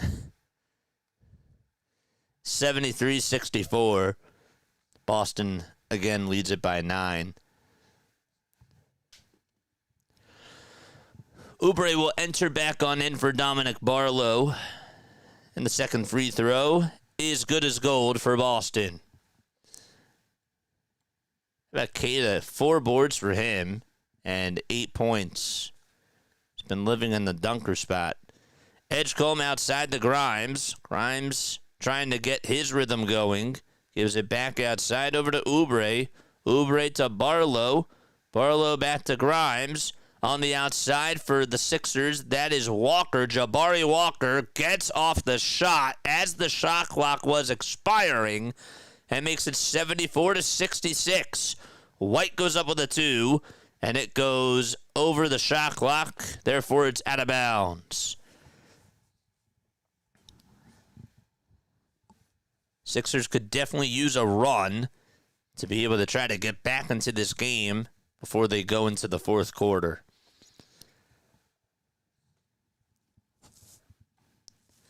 So right now the lineup for Philadelphia, it's VJ, it's Walker, Bona, Grimes, and Oubre.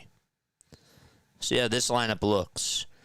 VJ gets it at the top of the key. Drives it with the left hand. Spins, turns. He has to throw it back over to Grimes. Grimes goes downhill, goes up with a layup, rejected by Boston. The ball goes out of bounds. And they will actually say that it was last touched by a Sixer. And with 3:40 left to go, Boston gets the stop that they need. Simons has the rock, goes up with a 3, and nothing but net for Anthony Simons. He did that a lot in Portland, where he was able to get a lot of wide open threes. And yep, he makes one there. Sixers lose the ball. They fumbled it. It's stolen back by Boston. Hauser catches, shoots, puts up a 3, and he fired the trigger too quickly. Edgecombe finds Grimes cherry-picking downhill, and Quentin Grimes lays in the deuce. And they cut the lead into single digits yet again, the Sixers, that is. So now there's 2:55 left to go. So I liked how the Sixers were able to capitalize on Boston's mistake there. Here's a three-pointer that was short, and then it hit the back iron, almost went on in. Boston got the offensive rebound. Hauser comes running back in down the lane, and a foul is called on Jabari Walker, and the Celtics will take a timeout here And free throws will be shot, more free throws, right after the timeout is over. All right, let's take a look at the out-of-town scores around the NBA. So you got the Knicks leading it by 6. They lead it 95-89 against the Cleveland Cavaliers. Donovan Mitchell, 29 points for him. OG Anunoby, 17 points and 11 rebounds. The Nets are down 114-99 against Brendan Miller and the Charlotte Hornets. So 114-99 is the score there. And then you got the Magic down by 4 against the Miami Heat. It's 111-107. There's 5:39 left to go in the fourth quarter there. The Raptors lead it by 8 against the Atlanta Hawks. What else do we have? We got the Bulls up by 16 points against Cade Cunningham and the Pistons. That game is about ready to go into halftime. The Pelicans lead it by 7 against the Grizzlies with 2:10 left to go in the second quarter.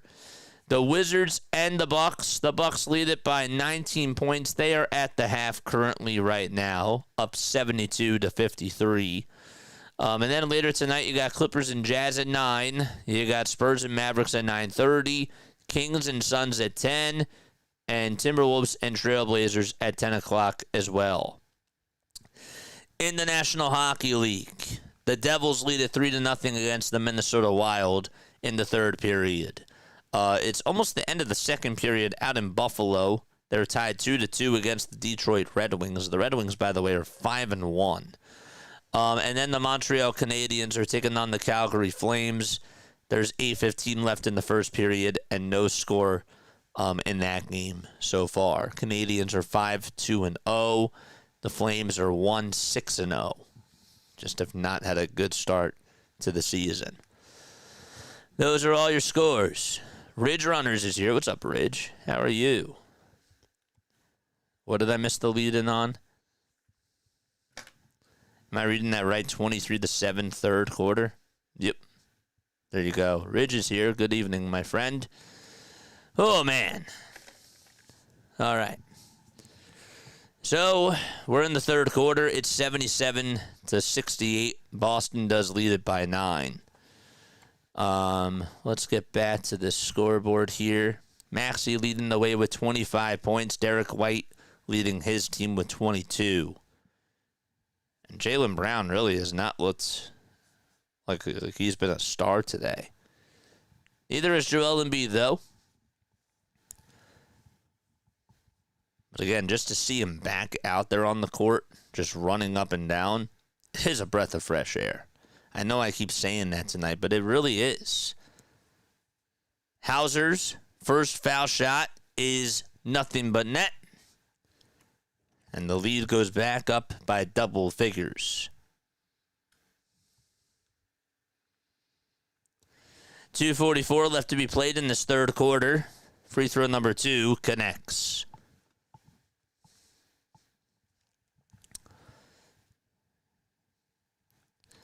For the Sixers, they got Oubre, Edgecombe, Walker, Bona, and Grimes. Here's Walker for a three-pointer, straight on, can't get it, and we do have a loose ball foul called on Keita for Boston. Looked like a Den Bona tried to get out of being boxed in and only just went tumbling down, and the Sixers will get the ball back. Boucher enters back in for Sam Hauser for Boston. The former Toronto Raptor, who was a champion with them back in 2019, he's in there. Sixers swing it from Grimes over to Oubre in the dunker spot, and Oubre tries to go up with a dunk, and he's fouled by Keita. So, actually, they will call a personal foul. The personal foul originally was on Josh Minot right before the Sixers inbounded the ball, and now Keita gets called for the shooting foul. So now we have that sorted out. Free throw number 1 by Oubre. It trickled out, but then it went back in. It was weird. Hit the front of the rim, and then just sort of bounced towards the outside, and then just popped back up in the air and went straight down. Nothing but nets. Free throw number 2. and they're going to call a violation on Adembona. Oh, my gosh. So Oubre made the first one, and Nick Nurse is a little bit confused with what's going on. I believe that Adembona got called for a free throw lane violation. Wanted to get an explanation on that. It was a loose ball foul on Adembona.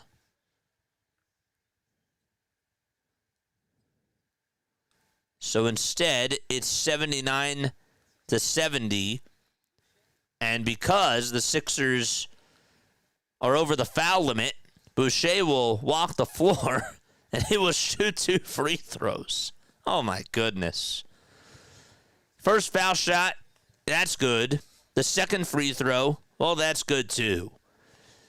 And the lead is back up to 11. Every time the Sixers come up with a response, it just seems like Boston has the answers. Edgecombe back outside to Oubre. Edgecombe sets a pick for Kelly.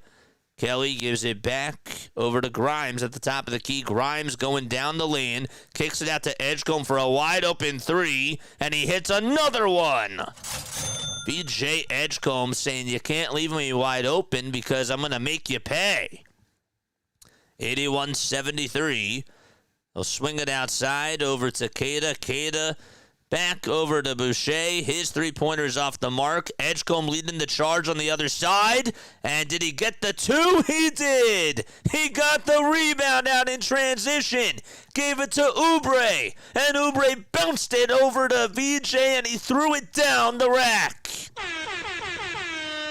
That makes it a 6-point deficit. Already a 5-0 run led by VJ Edgecombe. Pritchard trying to go up with a 2, and he's fouled on the floor. But regardless, Pritchard will head back to the line. Man, the fouling has really hurt the Sixers. I will tell you this, though. VJ Edgecombe has really made an imprint in this game. He has looked very sharp. He's getting by defenders. He's jumping. His vertical looks really good. The way that he's able to attack, that's looking really good too. And I know it's just one game, but can't deny talent. He's looking pretty sharp out there. Pritchard's first free throw was right on target. The second one, that goes through as well. 83-75. Edgecombe trying to go up with a floater inside. Can't get it. Tried to catch his own rebound. It was intercepted by Boucher. There's 60 seconds left to be played in this third quarter. Pritchard with a step back, too, and he rattles it home. That thing was shot right behind the baseline. And so it's back to a 10-point lead for Boston. That miniature run, Boston again responds. Grimes behind the back with the dribble moves. Kicks it out to Edgecombe for another three-pointer. That time it's short. And he did have a lot of wide open space. Boston, 35 seconds to go in the third quarter. 15 seconds left on the shot clock. Pritchard steps back, tries to hit a three-pointer. Can't get it that time. And we do have a loose ball foul again called on Adembona. Man, the fouling just has to stop. That's why Boston really does have this lead. It's just because the Sixers are just biting on so many different possessions. Seems like every possession that the Sixers have to play defense, they're just fouling Boston. VJ Edgecombe, though, 25 points in the first three quarters. And he's shooting 50% from the field. Queta with the first free throw. That's off the mark. He's not really known to be a very good foul shooter.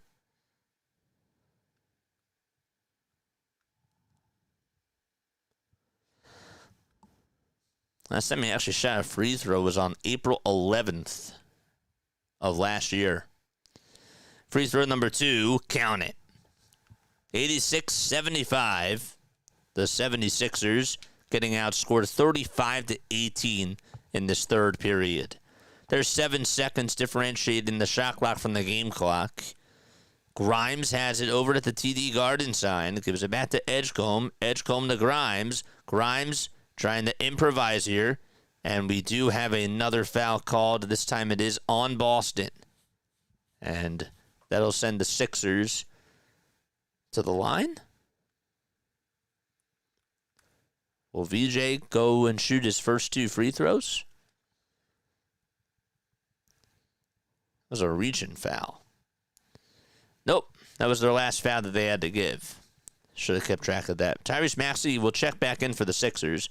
Maxey over to Edgecombe. Edgecombe steps back, turns around, tries to hit a 2. Can't get it. And we're going to go into the fourth quarter.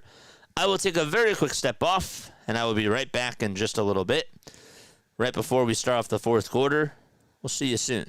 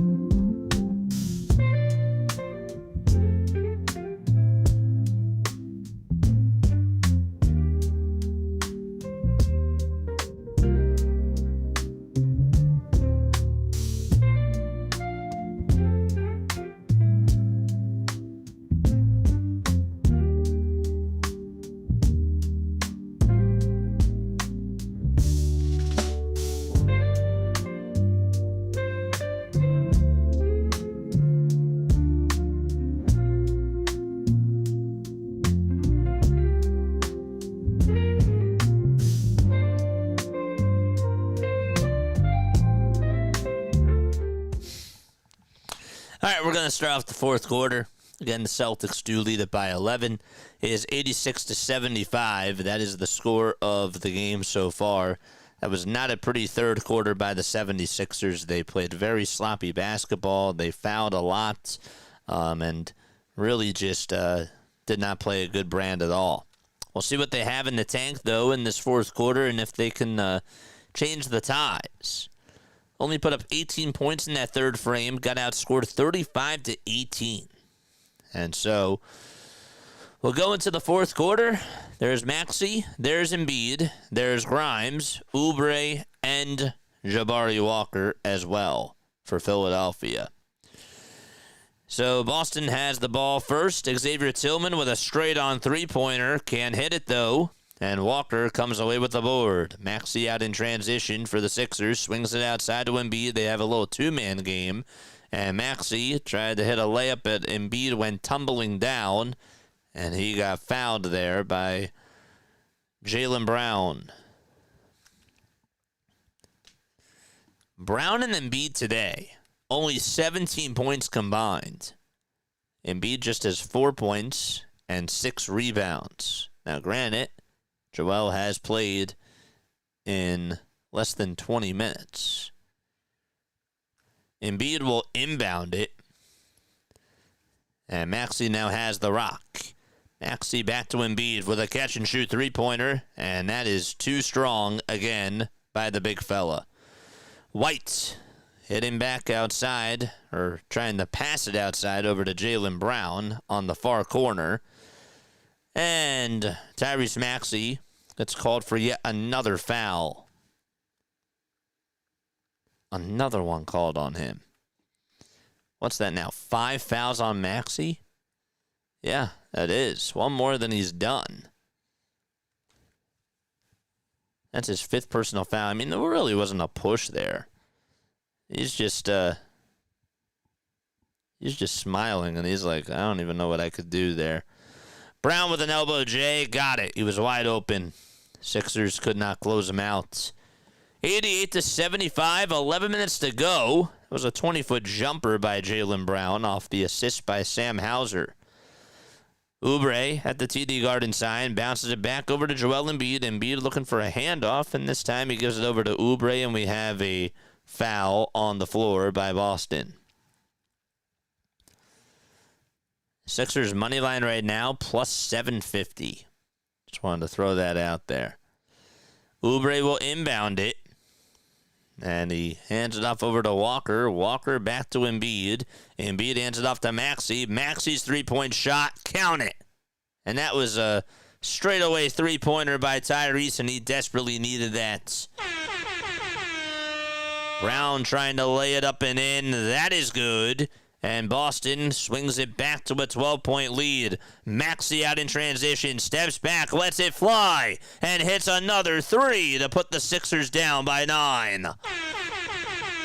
So now Tyrese Maxey is hitting his shots. Brown with a 2. That is rejected by Embiid. But before the shot was even called, Jaylen Brown took too many steps and gets called for a travel. Sixers have made 2 threes in a row, and let's see what happens here. Tyrese Maxey with a bounce pass to Embiid. Embiid to Grimes. Maxey says, gives me the rock. And another 3 by Maxey. That's good! 9 straight points by Tyrese Maxey. 90-84. And so the Sixers now trail by 2 possessions. Isn't it interesting what happens within the blink of an eye sometimes? Brown with a foul line. Jay got it to go. Can't leave this man wide open because he just can take any shot that he can, and he can make it. Doesn't matter what it is. 92-84. Maxey again operating on the outside. Puts up another three-pointer. Off the mark. Rebound by Boston. Boston has an outlet pass over to Anthony Simons. He has numbers, and he throws it down with 2 hands. And a timeout will be taken by the Sixers. They are down by 10, but they do have a little bit of life. And there's 9:18 left to go in the 4th quarter. All right, water time. Man. Tyrese Maxey, give him 34 points in this game. He is 7 for 9 from 3. That's impressive. And already has 4 assists. Does only have 2 rebounds, but he's scoring, and you love to see that. Just got to play some better defense if you're the Sixers. Oh, man. What's up, Scott? What's up, chat? Where did he go? They call it traveling. They still call travel. He is on fire, says Hardcore. Yeah, he is on fire. Oh, boy. I think that they can still win this game. I do. But Maxey has only one more foul, or if he fouls one more time, he's done. I want Edge going back in there. I think it's time to put in VJ, personally. Give Embiid a little bit of rest. Again, it's just good to see him. It's just good to see him play in this game. I know that he's 1 for 9. He's taken a lot of threes to my liking.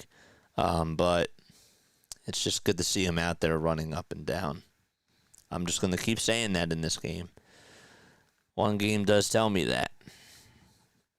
Sixers money line right now is at plus 700. Folks, if you are new to the channel, my name is Jason Joseph. This is Play-by-Play with JJ. Moose is here. OLW is also here. What's going on? How's Embiid doing so far? 4 points, 6 rebounds, 2 assists. And he's 1 for 9 shooting wise from the field. Sixers have disappointed me so bad in the past 10 years. Wouldn't think you can make up some of the things they've done. Well, look, I have come on into this year with pretty much no expectations. They play how they play. I'm still excited. Don't get me wrong. But I'm not, I'll celebrate the wins, but I don't really have an expectation for this team. But that can change. That can absolutely change as the season does progress. But right now, I don't really have an expectation. Why should I feel like this team has an expectation to win a championship? There's so many question marks. And I'm not even going to start with the big fellow. This team has a lot of youth now. But there's so many things. So many question marks. Paul George is not even playing. Jared McCain's not even playing. So, we'll just see how they do. And if they have a great season, they have a great season. If they win big games, then they win, and we'll celebrate those. Sixers have the ball. Here's Dominic Barlow back on in.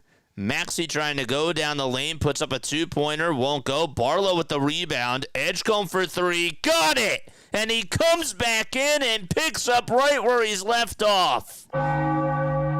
Dominic Barlow with a clutch rebound yet again, and Edgecombe able to close out with a three. Maxey with an interception. Bad pass over to Simons. Maxey goes downhill, and a foul is called on Boston. Embiid did check out. Barlow, Maxey, Edgecombe, and Walker and Grimes are in there for Philadelphia. That was a terrible pass by Hauser, and Tyrese Maxey came up with a loose change like he was a safety. Was able to just try to take it on in. They called it a foul on the floor. Edgecombe gets the lob inbound pass, and Edgecombe gets it back over at the top of the key. 8:33 remaining in quarter number 4. Edgecombe drives it inside, kicks it out. Grimes for three. Got it! He's been cold throughout this game and hits a big-time three, and the Sixers are back in business. A 15-8 scoring run by Philadelphia. And on the other side, we do have a foul called. Jaylen Brown had the basketball. And Grimes, I believe, got called for the foul. We'll see. They were showing Quentin Grimes for a second, so that's why I thought that maybe he'd be guilty there. But no, they called on VJ Edgecombe. It was a personal foul on him. That was just his first personal foul. A 15-6 run by Philadelphia over the last 2.5 minutes. Brown driving it inside, kicks it out to a wide-open White, and White, well, the Sixers got lucky there. He's hit a lot of wide-open threes. Not that time. Edgecombe fizzling his way inside. VJ Edgecombe. 30 points in his debut. And a timeout will be taken by Boston. Oh, man.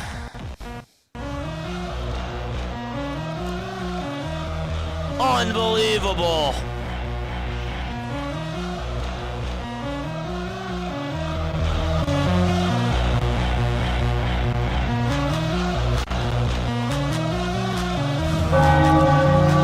It's already a 2-point game with less than 8 minutes to go in this fourth quarter.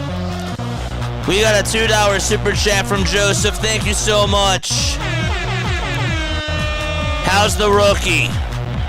30 points. That's how the rookie's doing. And we need to trade Joel. Shout out to you. Thanks so much for the $2 super chat, my friend. Thank you so, so much.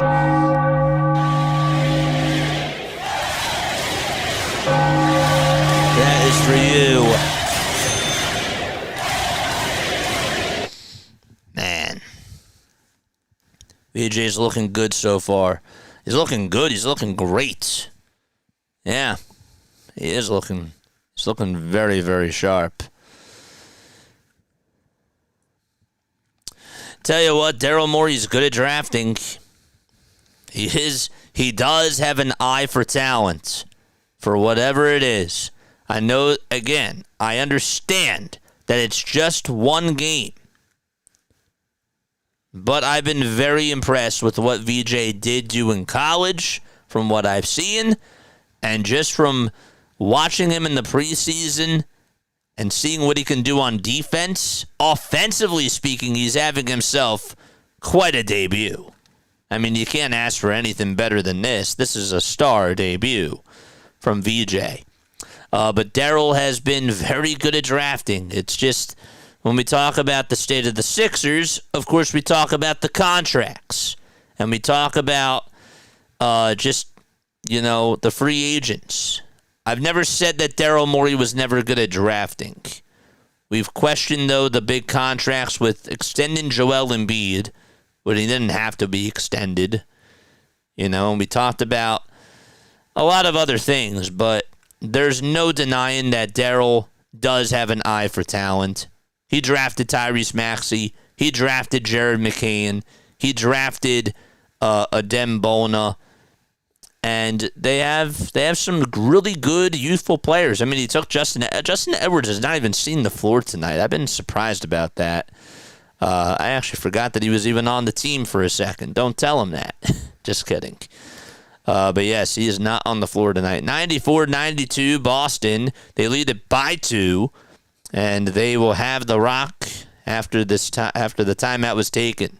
White gives it back over to Brown. Brown tries to go for a 2, and Walker sacrificed his body, and the Sixers think that it should be their ball. I mean, he planted a seed into the ground there. One of the refs signaled offensive foul. The other one signaled that it was a blocking foul. That is weird.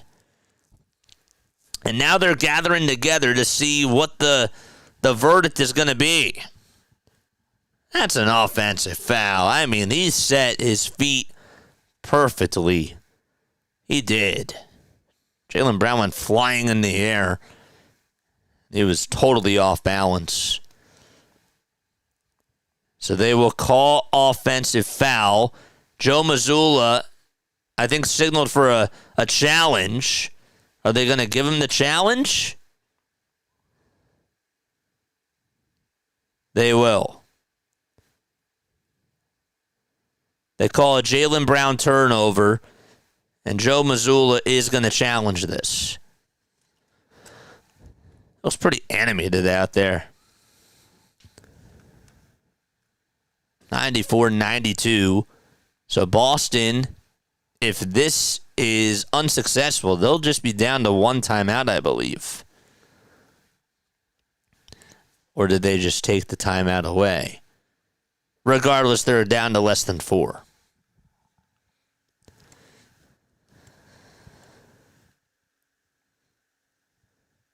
Is the Sixers version of Casty Law. No one wants that.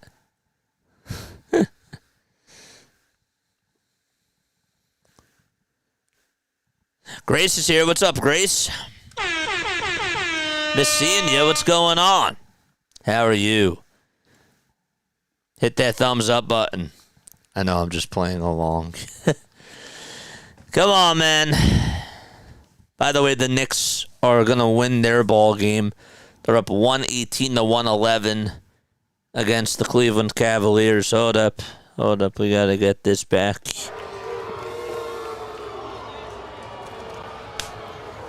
All right, let's see what the call is. The call is overturned, and the Celtics retain their timeouts.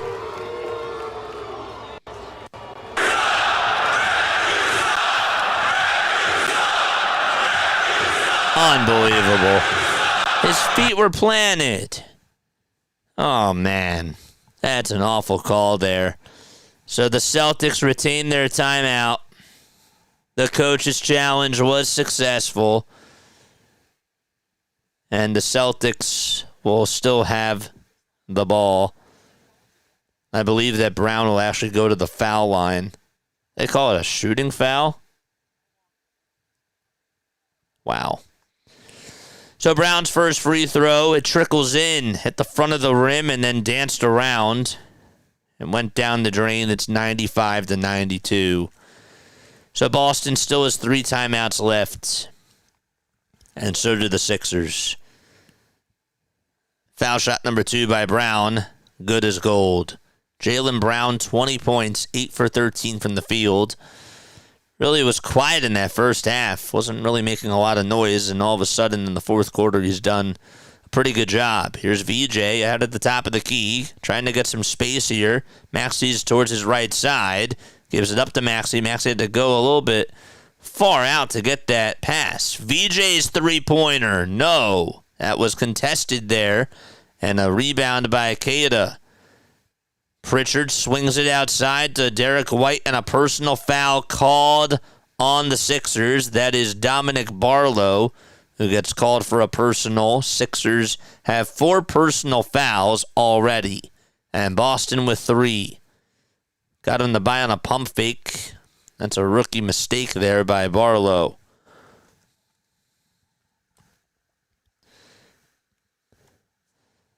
Got the star treatment. Yes, sir. Brown driving downhill. Pump fake. Steps back. Puts up a 2-pointer. And that's too much mustard on that one. Jabari Walker got the rebound for the Sixers. He kicks it out over to Maxey. Tyrese Maxey, what's he going to do? He gets his defender on the pump fake, but then hands it off over to Barlow. Maxey operating downhill. Floater is up, and it's good. He did it in traffic and still got it to go.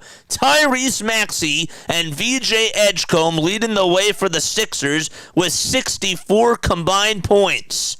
Make it now 66, as I forgot to count that bucket. Here's White with a deep 3. Got it.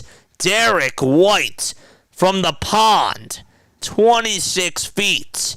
And the Sixers back down by 5. Maxey on the outside of the perimeter. Dribbling with the right hand. Swings it out to Grimes. Grimes' elbow jumper. That is way short. And the Celtics, I believe, will get the ball back. It was last touched by Walker. 99-94. 6:07 left to be played. Keita is back in the lineup for Boston, by the way. And we are halfway done this fourth quarter. White finds Keita wide open in the dunker spot, and he throws it down with 2 hands, and the Sixers will take a breather. And they'll be back. A 5-0 run by Boston, and we'll see what the Sixers have dialed up after their timeout is taken. Be right back.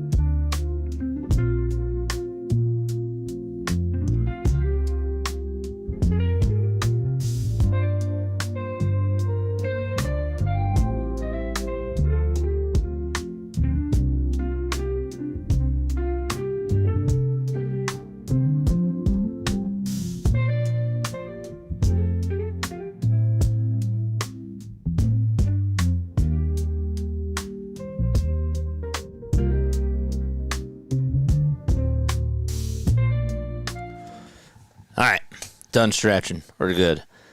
101-94. Here's Maxey on a little bounce pass over to Jabari Walker. Walker kicks it back outside to Grimes. Grimes has 2 people on him. Gives it back to Edgecombe. Edgecombe looking to take a shot, and he does, and connects again. VJ Edgecombe from 13 feet. He wasn't even looking to shoot it at first. And he said, you know what, I'm going to take it anyways in traffic, and it worked. Pritchard with a pass outside to Jaylen Brown. Brown goes down the lane, blocked, but another foul called on the Sixers. And Dominic Barlow can't believe it. Looks like he actually did make a little bit of contact with Jaylen Brown there. It's now 101-96, and the Celtics are in the bonus.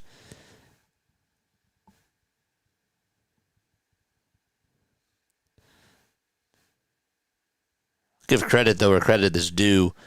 because they are really giving the ball a lot to Jaylen Brown, and he is really, he is adding, his footwork has been pretty impressive. I can't lie, in this fourth quarter. Free throw number 1. It gets the friendly bounce. It is 102-96. Mariana's here. What's up, Mariana? We got 3 mods in the chat. When was the last time we had 3 mods in the chat? It's been a little bit of time. Here's the second foul shot by Brown. Got it. 103-96. 5:15 to go in quarter number 4. Here we go. Maxey swings it outside over to Edgecombe. Maxey trying to tell Edgecombe where to go. Wanted the screen there. Maxey got double teamed. Edgecombe tries to go with a 2. No can do. Offensive rebound by Walker. Puts it back up through traffic and gets it right through the trees. There were about 3 Celtics players right in front of him, and he still was able to get the rebound. And the Sixers can't get back on defense. They fall asleep at the wheel as Anthony Simons gets himself a nice dime to Neemias Queta. 105-98 Boston. Maxey on a dribble drive to the basket. Barlow's there to finish it, and the Sixers are back down by 5. So Maxey could not hit the contested layup. Nobody could close out on Barlow, and he did throw down the flush. 105-100, 4:18 left to go in the fourth quarter. Still no Embiid out there. Brown being guarded by Maxey. Brown finds Queta wide open in the dunker spot, and he'll connect yet again. Oubre ready to check back in for the Sixers. Maxey gets the dribble handoff. Grimes gets it over on the elbow, and he throws it away. And Dominic Barlow was going to come inside, and there was some miscommunication there. And a bad turnover by the Sixers with 3:57 remaining in quarter number 4. They only have 2 timeouts left. Looks like Walker is going to come out of the game. I believe that's going to be it for Joel Embiid tonight, because he is just sitting on the bench. White over at the foul line, throws down an alley-oop pass over to Queta, and that is good. They definitely have the size advantage now, it seems. 109-100. Adem Bona is not even out there. Grimes with a catch-and-shoot 3. Got it! And the Sixers are not done yet. Quentin Grimes with a much-needed 3, and he definitely needed that out of desperation. 109-103, Sixers do trail by 2 possessions. The question is, can they get stops on defense? Brown swings it outside to White. 5 seconds left on the shot clock. White goes up for a 3-pointer, and it's nothing but air. Rebound by Grimes. Good defense there by Tyrese Maxey. Grimes over to Barlow. Barlow inside. Puts up a 2. Got it to go. And Jaylen Brown gets called for the foul anyways. Exactly 3 minutes left in this game. The Sixers are down by 4. That's a big foul there by Brown. And Barlow, man, who was getting a lot of foul calls on the defensive side, able to hit himself a much-needed shot for his sake. The and one, and that goes in and out. Oh, darn it. That would have cut it to a 1-possession game. It's 109-105. Brown swings it outside to Queta at the top of the key. And Pritchard got the ball. And we have an illegal screen called on Boston and a costly turnover. And we'll see if the Sixers can capitalize. Queta gets called for a moving screen as he tried to set a pick for Peyton Pritchard. And that was illegal for sure. 2:40 left to be played in quarter number 4. And the Sixers have got to dial in here. Maxey at the logo. Steps back. He's at the top of the key. Now steps over towards the elbow. Takes it all the way towards the near corner. He's inside. Goes in the lane. Kicks it out to Barlow for 3. No good. Dominic Barlow had a wide open 3-pointer there Didn't really think he should take that shot, but he took it anyways, and Boston got the board. Brown outside to White. He's made a lot of threes. That time he's human. Rebound, that'll be rejected. It goes out of bounds. Last touch by Derek White, and the Sixers will have the basketball back. Both teams are in the bonus. Was that a foul called on Derek White? White, again, had a lot of space. I was surprised that he missed that shot. Oubre tried to jump up for the rebound, and then White was going for the ball. I think he actually did make some contact with Oubre, and they did call a foul there. 2:10 left to go. A loose ball foul called on Derek White. That's his first personal foul. By the way, Queta has 5 personal fouls. Maxey has 5. And the first free throw by Oubre, he got it. Sixers have not led in this fourth quarter. 109-106. Free throw number 2, got it. Excellent. 109-107 is the score. 2 minutes left to go in this fourth quarter. Sixers could use a stop. Brown operating at the elbow, being guarded by Grimes. 5 seconds left on the shot clock. He spins, he turns, floats it up and floats it in. And Jaylen Brown just continues to be a dominant force for Boston. 111-107. Maxey goes up with a 2, and he is fouled with 1:42 left to go. Maxey leading the way in the scoring department with 36 points. Edgecombe is his Robin with 32. And again, Embiid is not out there and hasn't been out there since the 9-minute marker in the fourth quarter. Queta is done. He is fouled out of the game. We'll see if that can help the Sixers. Who's going to be their center is now the question.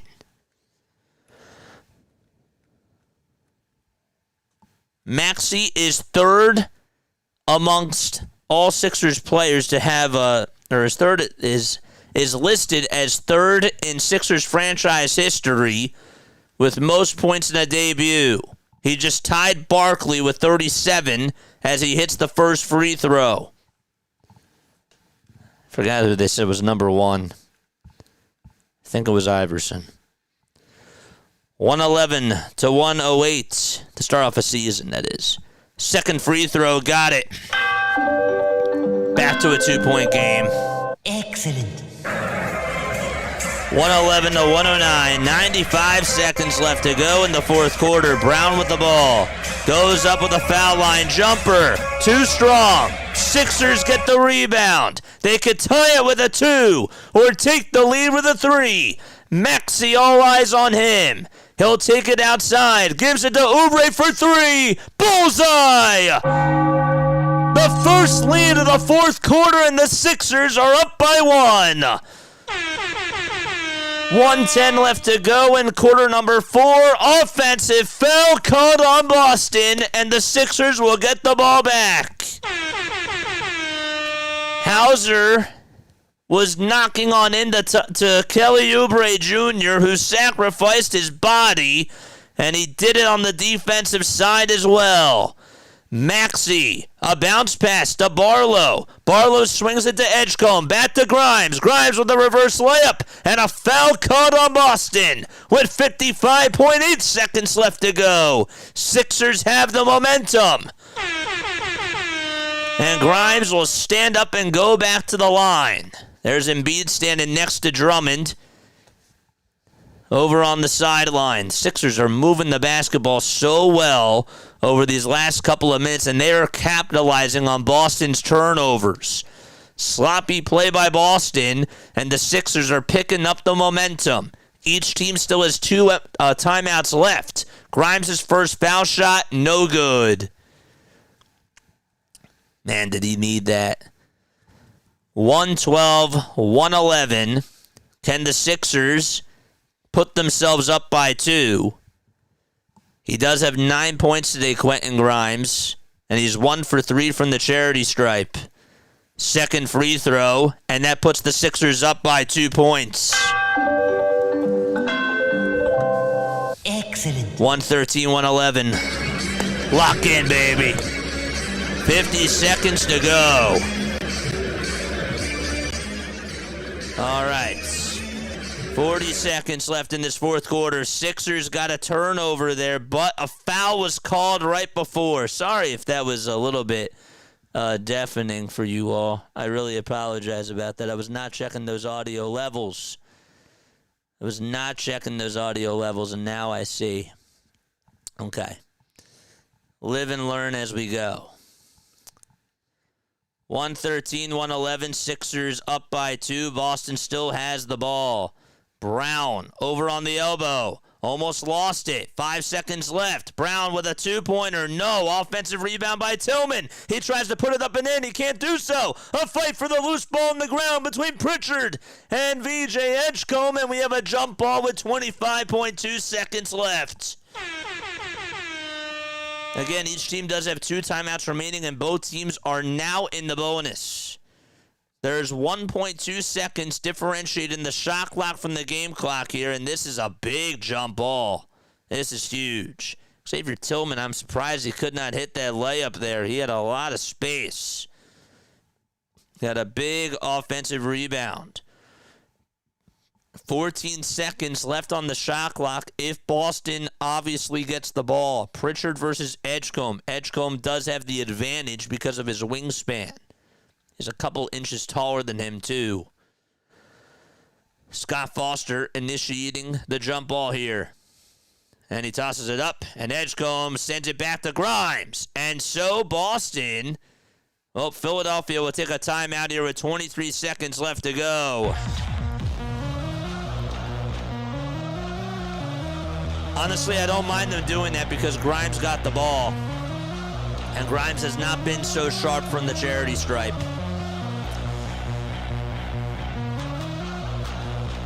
All right. Let's go, chat. Ryzen Rhino's here. What's up, Ryzen Rhino? How are you? Shout out to you, my friend. I missed you guys, too. I really did.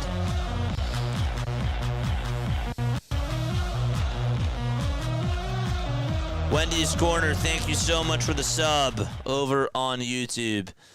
Really appreciate that. Oh, man.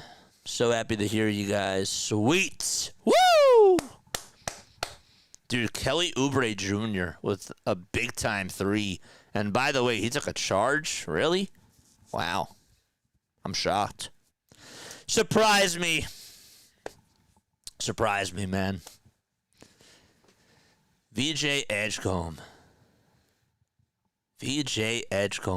Maxey with 38 points. Edgecombe with 32. And again, Joel is not playing down the stretch here. Maxey does have 5 personal fouls. I got to keep mentioning that. You don't need overtime. Oubre will inbound the ball here. Got to find a way to give it to Tyrese. Tyrese trying to get open. He throws it. Oubre over to Maxey, and he is fouled immediately, Tyrese. He had to zip it perfectly, and honestly, he was being heavily guarded, and he threw it right into the breadbasket. So we're going to play the foul game here. Can Tyrese Maxey give the Sixers a 2-possession lead? That's the question. So Peyton Pritchard does commit the personal foul. That is his second, or his third, I should say, of the game. Maxey, here's the booze. Foul shot number 1 by Tyrese. Good as gold. 114, 111. And again, Boston still has 2 timeouts.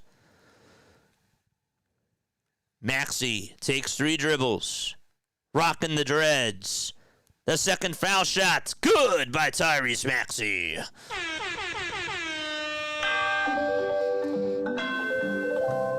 Excellent. All right, another timeout taken by Boston.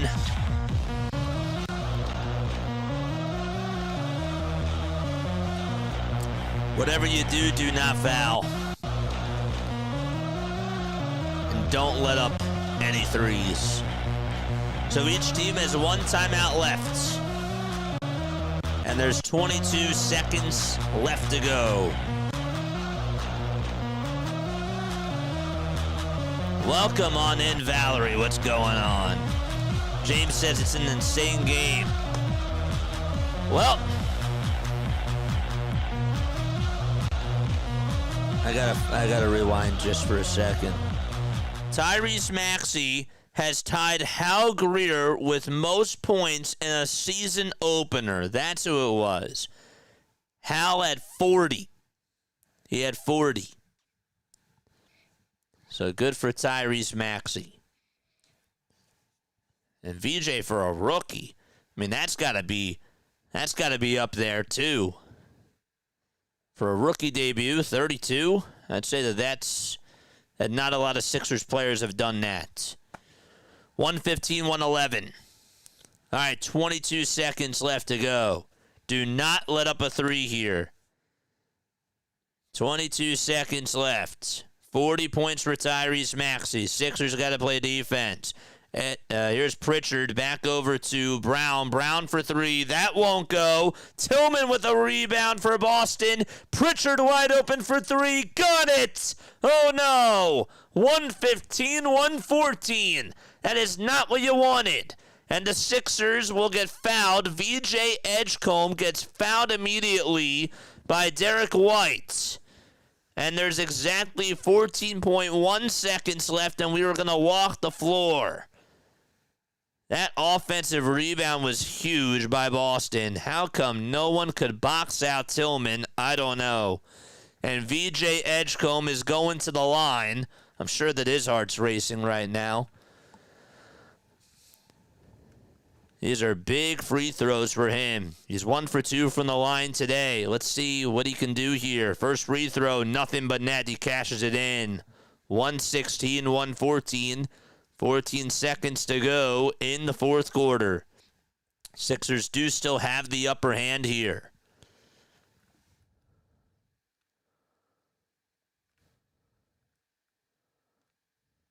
Second foul shot. Got it! 117, 114. No timeout taken by Boston. Pritchard has it. He's being guarded by VJ Edgecombe. He gets by Edgecombe there. Hits the layup. 9.1 seconds left, and the game will continue. Edgecombe looking to inbound it over to Grimes, and Grimes gets fouled up. Are they going to call timeout? I think the Sixers called a timeout there. I believe that they called a timeout. They did. They did not want Grimes to get fouled. And so the Sixers do burn their final timeout. Again, they have 9.1 seconds left. How can you let Pritchard get by you there? It's not like that he didn't have any fouls to give. Or he only had one personal foul. So Peyton Pritchard keeping Boston in this game. And 9.1 seconds left in the fourth quarter. A Sixers game coming down to the wire. That's not new. Seen this film so many times, especially against one of their biggest rivals, if not their biggest rival. That's the Boston Celtics. Oh, yeah.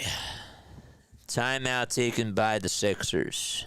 That is their final one. There's a lot to talk about after the game is done, and I do want to hear your thoughts in the comments section. Make sure you guys stay on for the post-game show. VJ Edgecombe, 34 points. Tyrese Maxey with 40, and the Sixers are only up by 1.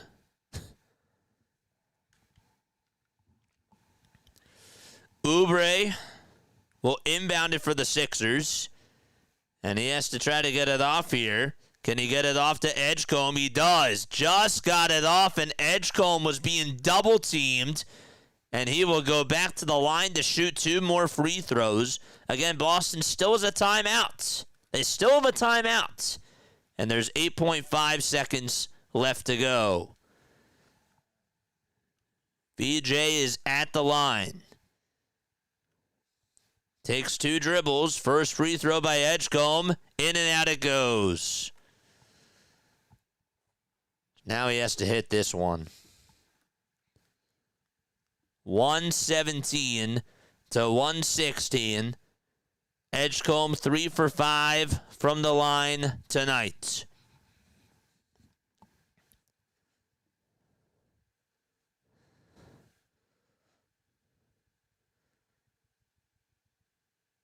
Free throw number 2, no good. And Boston calls a timeout. So the rookie can't come through on either free throw, and Boston can now win it with a 2. Oh, darn it. That's crazy. So obviously now you can't foul. Boston can win this game. You gotta obviously play defense.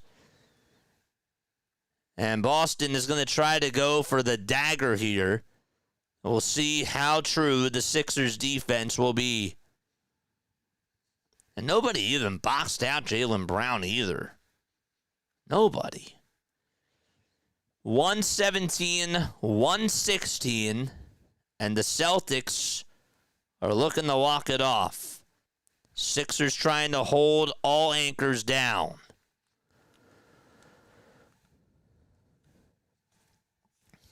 .50 here.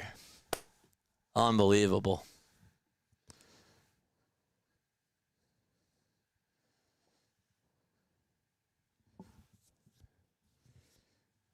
That's crazy. He missed both of them.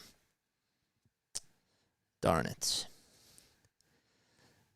Derek White will be the inbounder. The Celtics obviously get to advance the basketball here. White is looking to pass it over to Pritchard. Pritchard going down the lane. Looks for a pump fake. It's no good. 2 seconds left.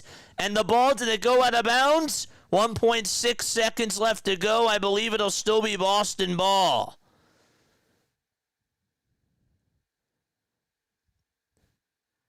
It will be. 1.6 seconds left to go. Pritchard could not get the layup in the right spot. Released it a little bit early. They'll try to inbound it. Pritchard, can he get a look here? He tries to go up with a shot. It's no good. And the Sixers hang on and win. 117 to 116. They steal one on opening night out in Boston. And the rookie does his job, and the Sixers win. Woo! Excellent. Let's go!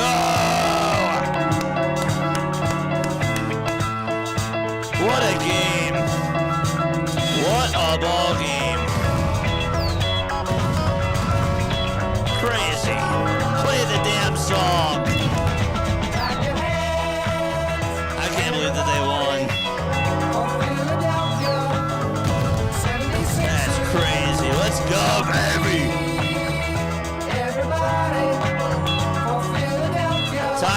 Maxey with an incredible debut, 40 points. He was 13 for 24 from the field, and VJ Edgecombe shot 50% from the field, and he had 34 points. Let's go.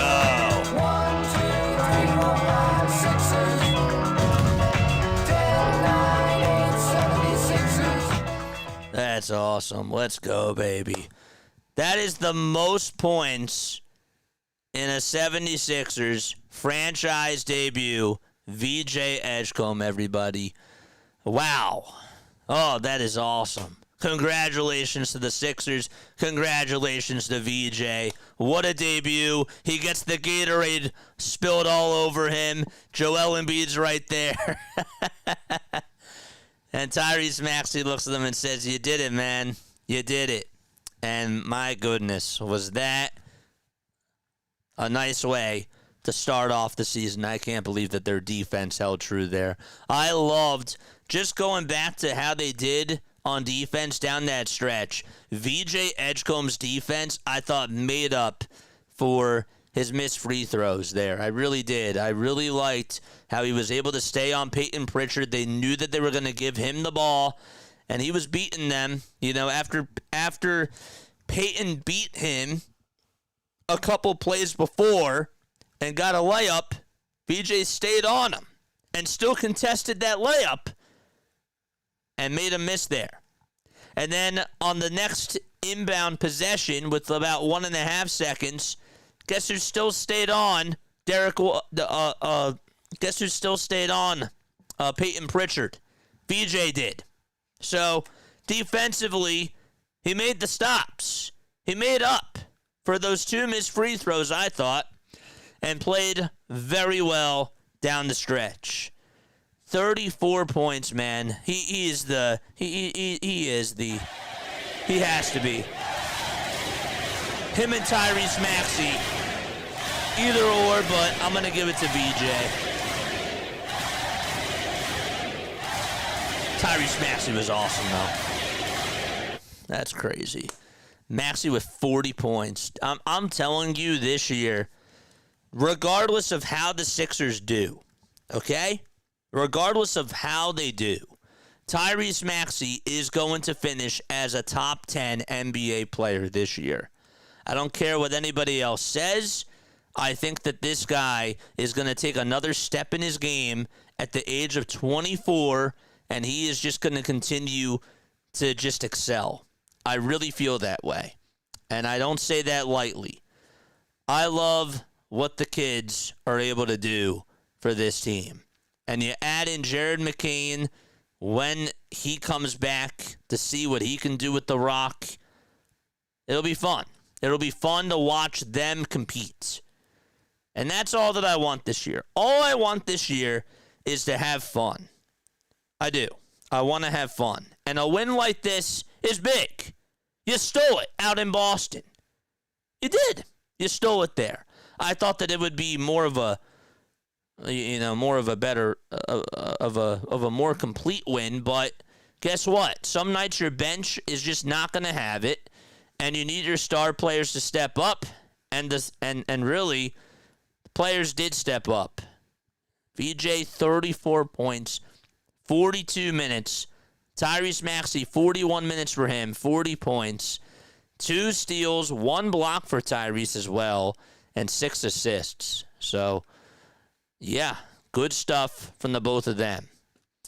There were some lineups that I did not like.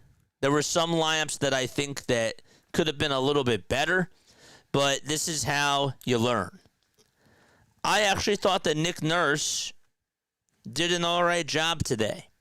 I liked some of the plays that he was able to call, and I'll break more of that stuff down to you, but I do want to read your chats. Okay, I do want to read your chats, but great stuff, and I'm really proud of just how resilient they were at the end. Even when VJ did miss those 2 big free throws, he stepped up on defense. That was an insane game for sure. It was a nail-biter. Wow. And we did it at the Garden.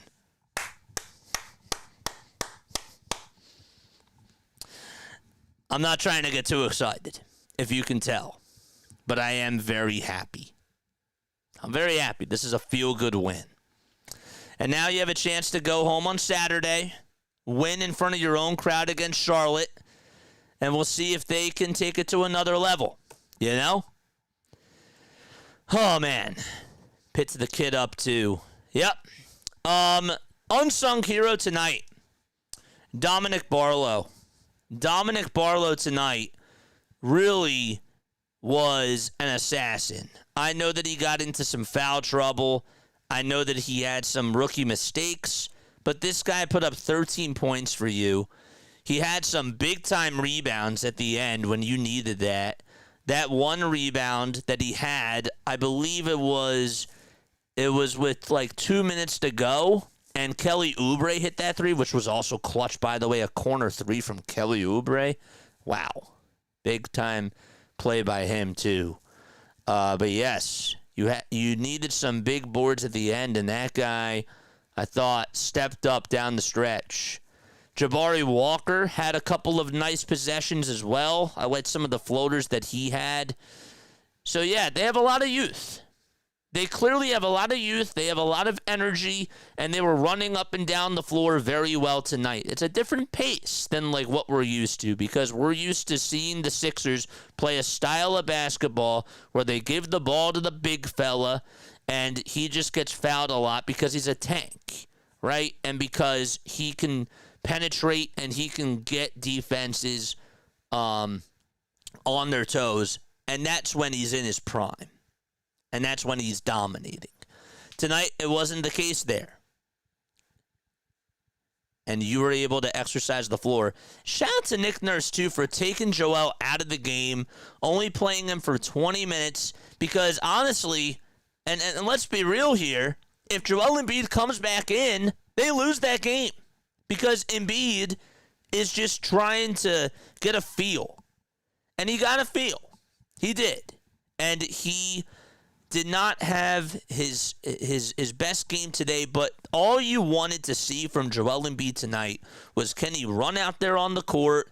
Can he still be a factor somehow? He was getting rebounds, but he wasn't doing a lot offensively. He wasn't driving a lot downhill, but I thought that the ball movement was pretty crisp. He didn't have any turnovers, none. And I do take that away as a positive. Again, this is a guy who I really didn't think was going to ever see a basketball floor ever again. And so I take that as a step in the right direction. This is not a practice. This is not a preseason game. This is a real game. This is a game that counts. And I did see some good things. I liked some of the rebounds that he had. He was jumping. He wasn't holding on to that knee. It wasn't like he was huffing and puffing when he was on the court either, which is a good sign as well. But yes, so I do take that away as a positive too. Let's be real. The Celtics had some turnovers at the end too that were sloppy with about 2 minutes to go.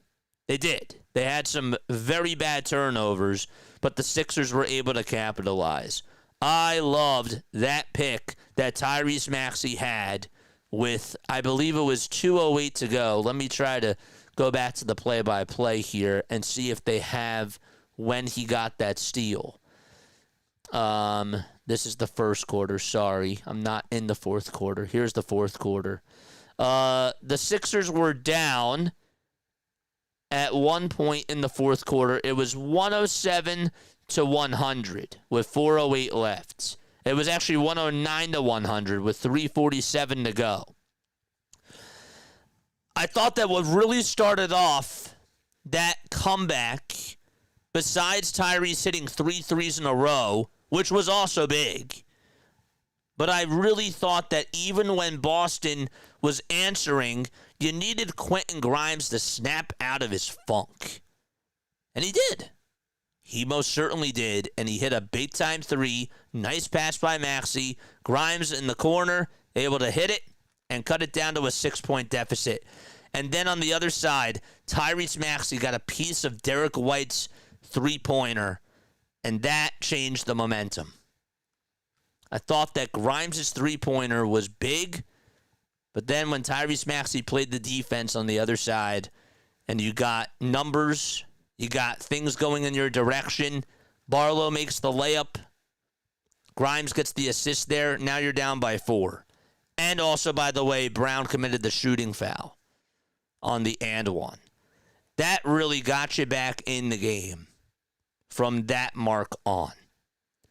So then the question was, how are you going to outplay them at the end? Derek White gets called for a loose ball foul after he misses a wide open 3. So the Sixers again have life. And then Oubre makes both of his foul shots to his credit. And then Jaylen Brown hits this 9-foot floater. And you think, uh-oh, Boston's going to come away with this anyhow, any way that you look at it. And then Tyrese Maxey says, no, give me the rock again. I'm going to initiate some contact here, and I'm going to get fouled, and I'll make both my free throws. And then my favorite play of the game. Jaylen Brown, contested jumper. Guess who was guarding him? Edgecombe. Edgecombe's defensive stats did not show up in the stat sheet, but Edgecombe, I remember, clearly was guarding Jaylen Brown on that step-back 19-footer that he tried to make. And if he makes it, he looks like a hero there. And you just say, darn it. but he missed it. Grimes got the board, and out in transition, here's Tyrese Maxey swinging it outside to Oubre, who made a wide-open three. Kelly Oubre Jr. You know, if you're Boston there, you play defense on Maxey, you guard VJ, and you make somebody else beat you, and Kelly Oubre did that. And then he draws a charge on the other side. Really good stuff. Really good stuff there. So, those really are my takeaways. I thought that they played scrappy. I thought that they looked in sync at the end when Boston was out of sync. And even on the defensive side, after VJ misses those 2 free throws, and he made 2 big free throws before that too, by the way. But he misses 2 in a row, and yet he still plays good, solid defense to help them win. It was good enough. He made up for it, and they got the result. They got the result. That's all that we can ask for. Big up to VJ. Just think of all those Celtics fans leaving the arena. They're disappointed. Yeah, and they should be, Larry. They should feel disappointed because this was an opportunity for them to get a W, and they couldn't do so. They could not do so. And by the way, you're also thinking about it from this perspective, too. No Paul George. Joel Embiid didn't even dominate tonight. And I know, again, Joel Embiid, we know that Joel Embiid is not going to, we don't know like what we're going to get out of Joel, but these other teams, they think, oh, Joel Embiid is a force when he's healthy. Oh, Joel Embiid is going to probably wreck us tonight, and that's probably why the Sixers are going to win. No, it was Tyrese Maxey and a rookie named VJ Edgecombe. That's who dominated you.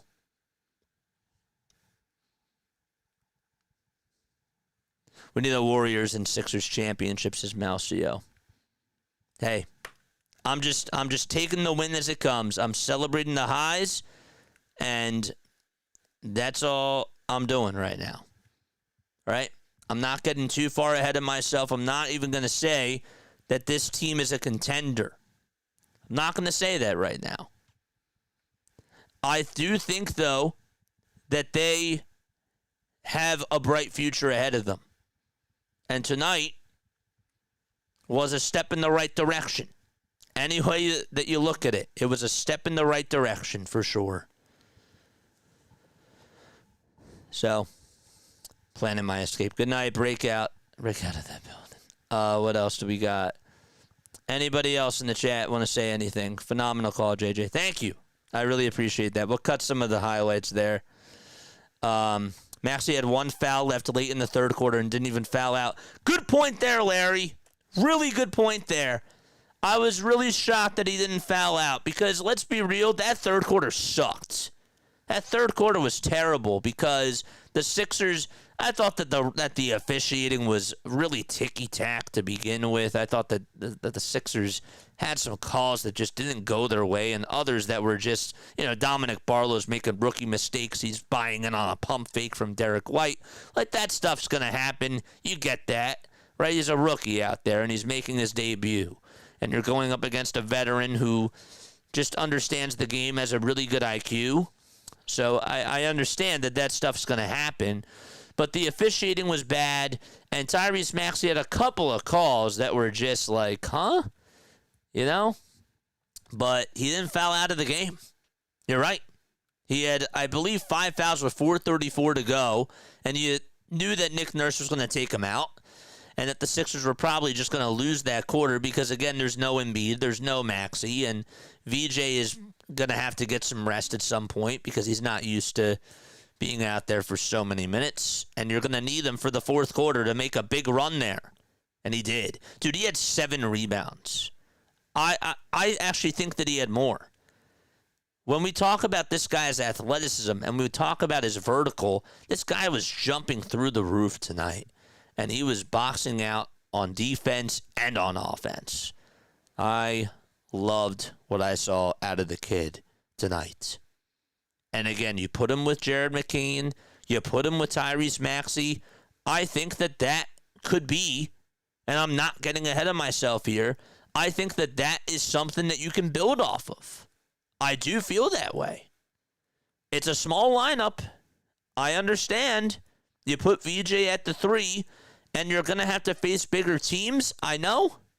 I understand that. But I'm fascinated to see how that would look when McCain is healthy. I'm very, very fascinated about that. Definitely on an upward trajectory. Absolutely. It was great to be back here. Nice calling a basketball game, JJ. Thank you. I really appreciate that. Unfortunately, that's going to be our only Sixers game, I believe, for another week because we're covering the World Series. We are. I mean, we'll be checking in on the Sixers when the World Series is going on. But, yes, we got a World Series game on Friday. Sixers play Saturday, but we're doing the World Series on Saturday. Monday, we're off. Monday, we are off. We're not doing the World Series or the Sixers game. I have to take off that day. But Tuesday, we're also off Tuesday. Can't believe that. Oh, wait, no, we're not. Tuesday, we got the World Series, and Wednesday, we got the World Series, too. World Series starts on Friday. Yes, that is correct. And also, we have the Eagles on Sunday as well. So our next Sixers game, if I'm looking at this correctly, let me look at the schedule really quickly. There's going to be plenty of Sixers games. And again, I'm not going to be doing every single one of them this year. I'm just not. I'm really trying to use the offseason to capitalize on baseball. I really am. But our next Sixers game probably will be on November 2nd. Unless there is no Game 5 on Halloween. So we're going to be missing probably 3 to 4 Sixers games. We'll definitely be missing the next 2. So, all right. I love you guys. I will catch you all on the next one. I will see you Friday for the World Series. And Lala Tov, everybody. Have yourselves a great rest of your night.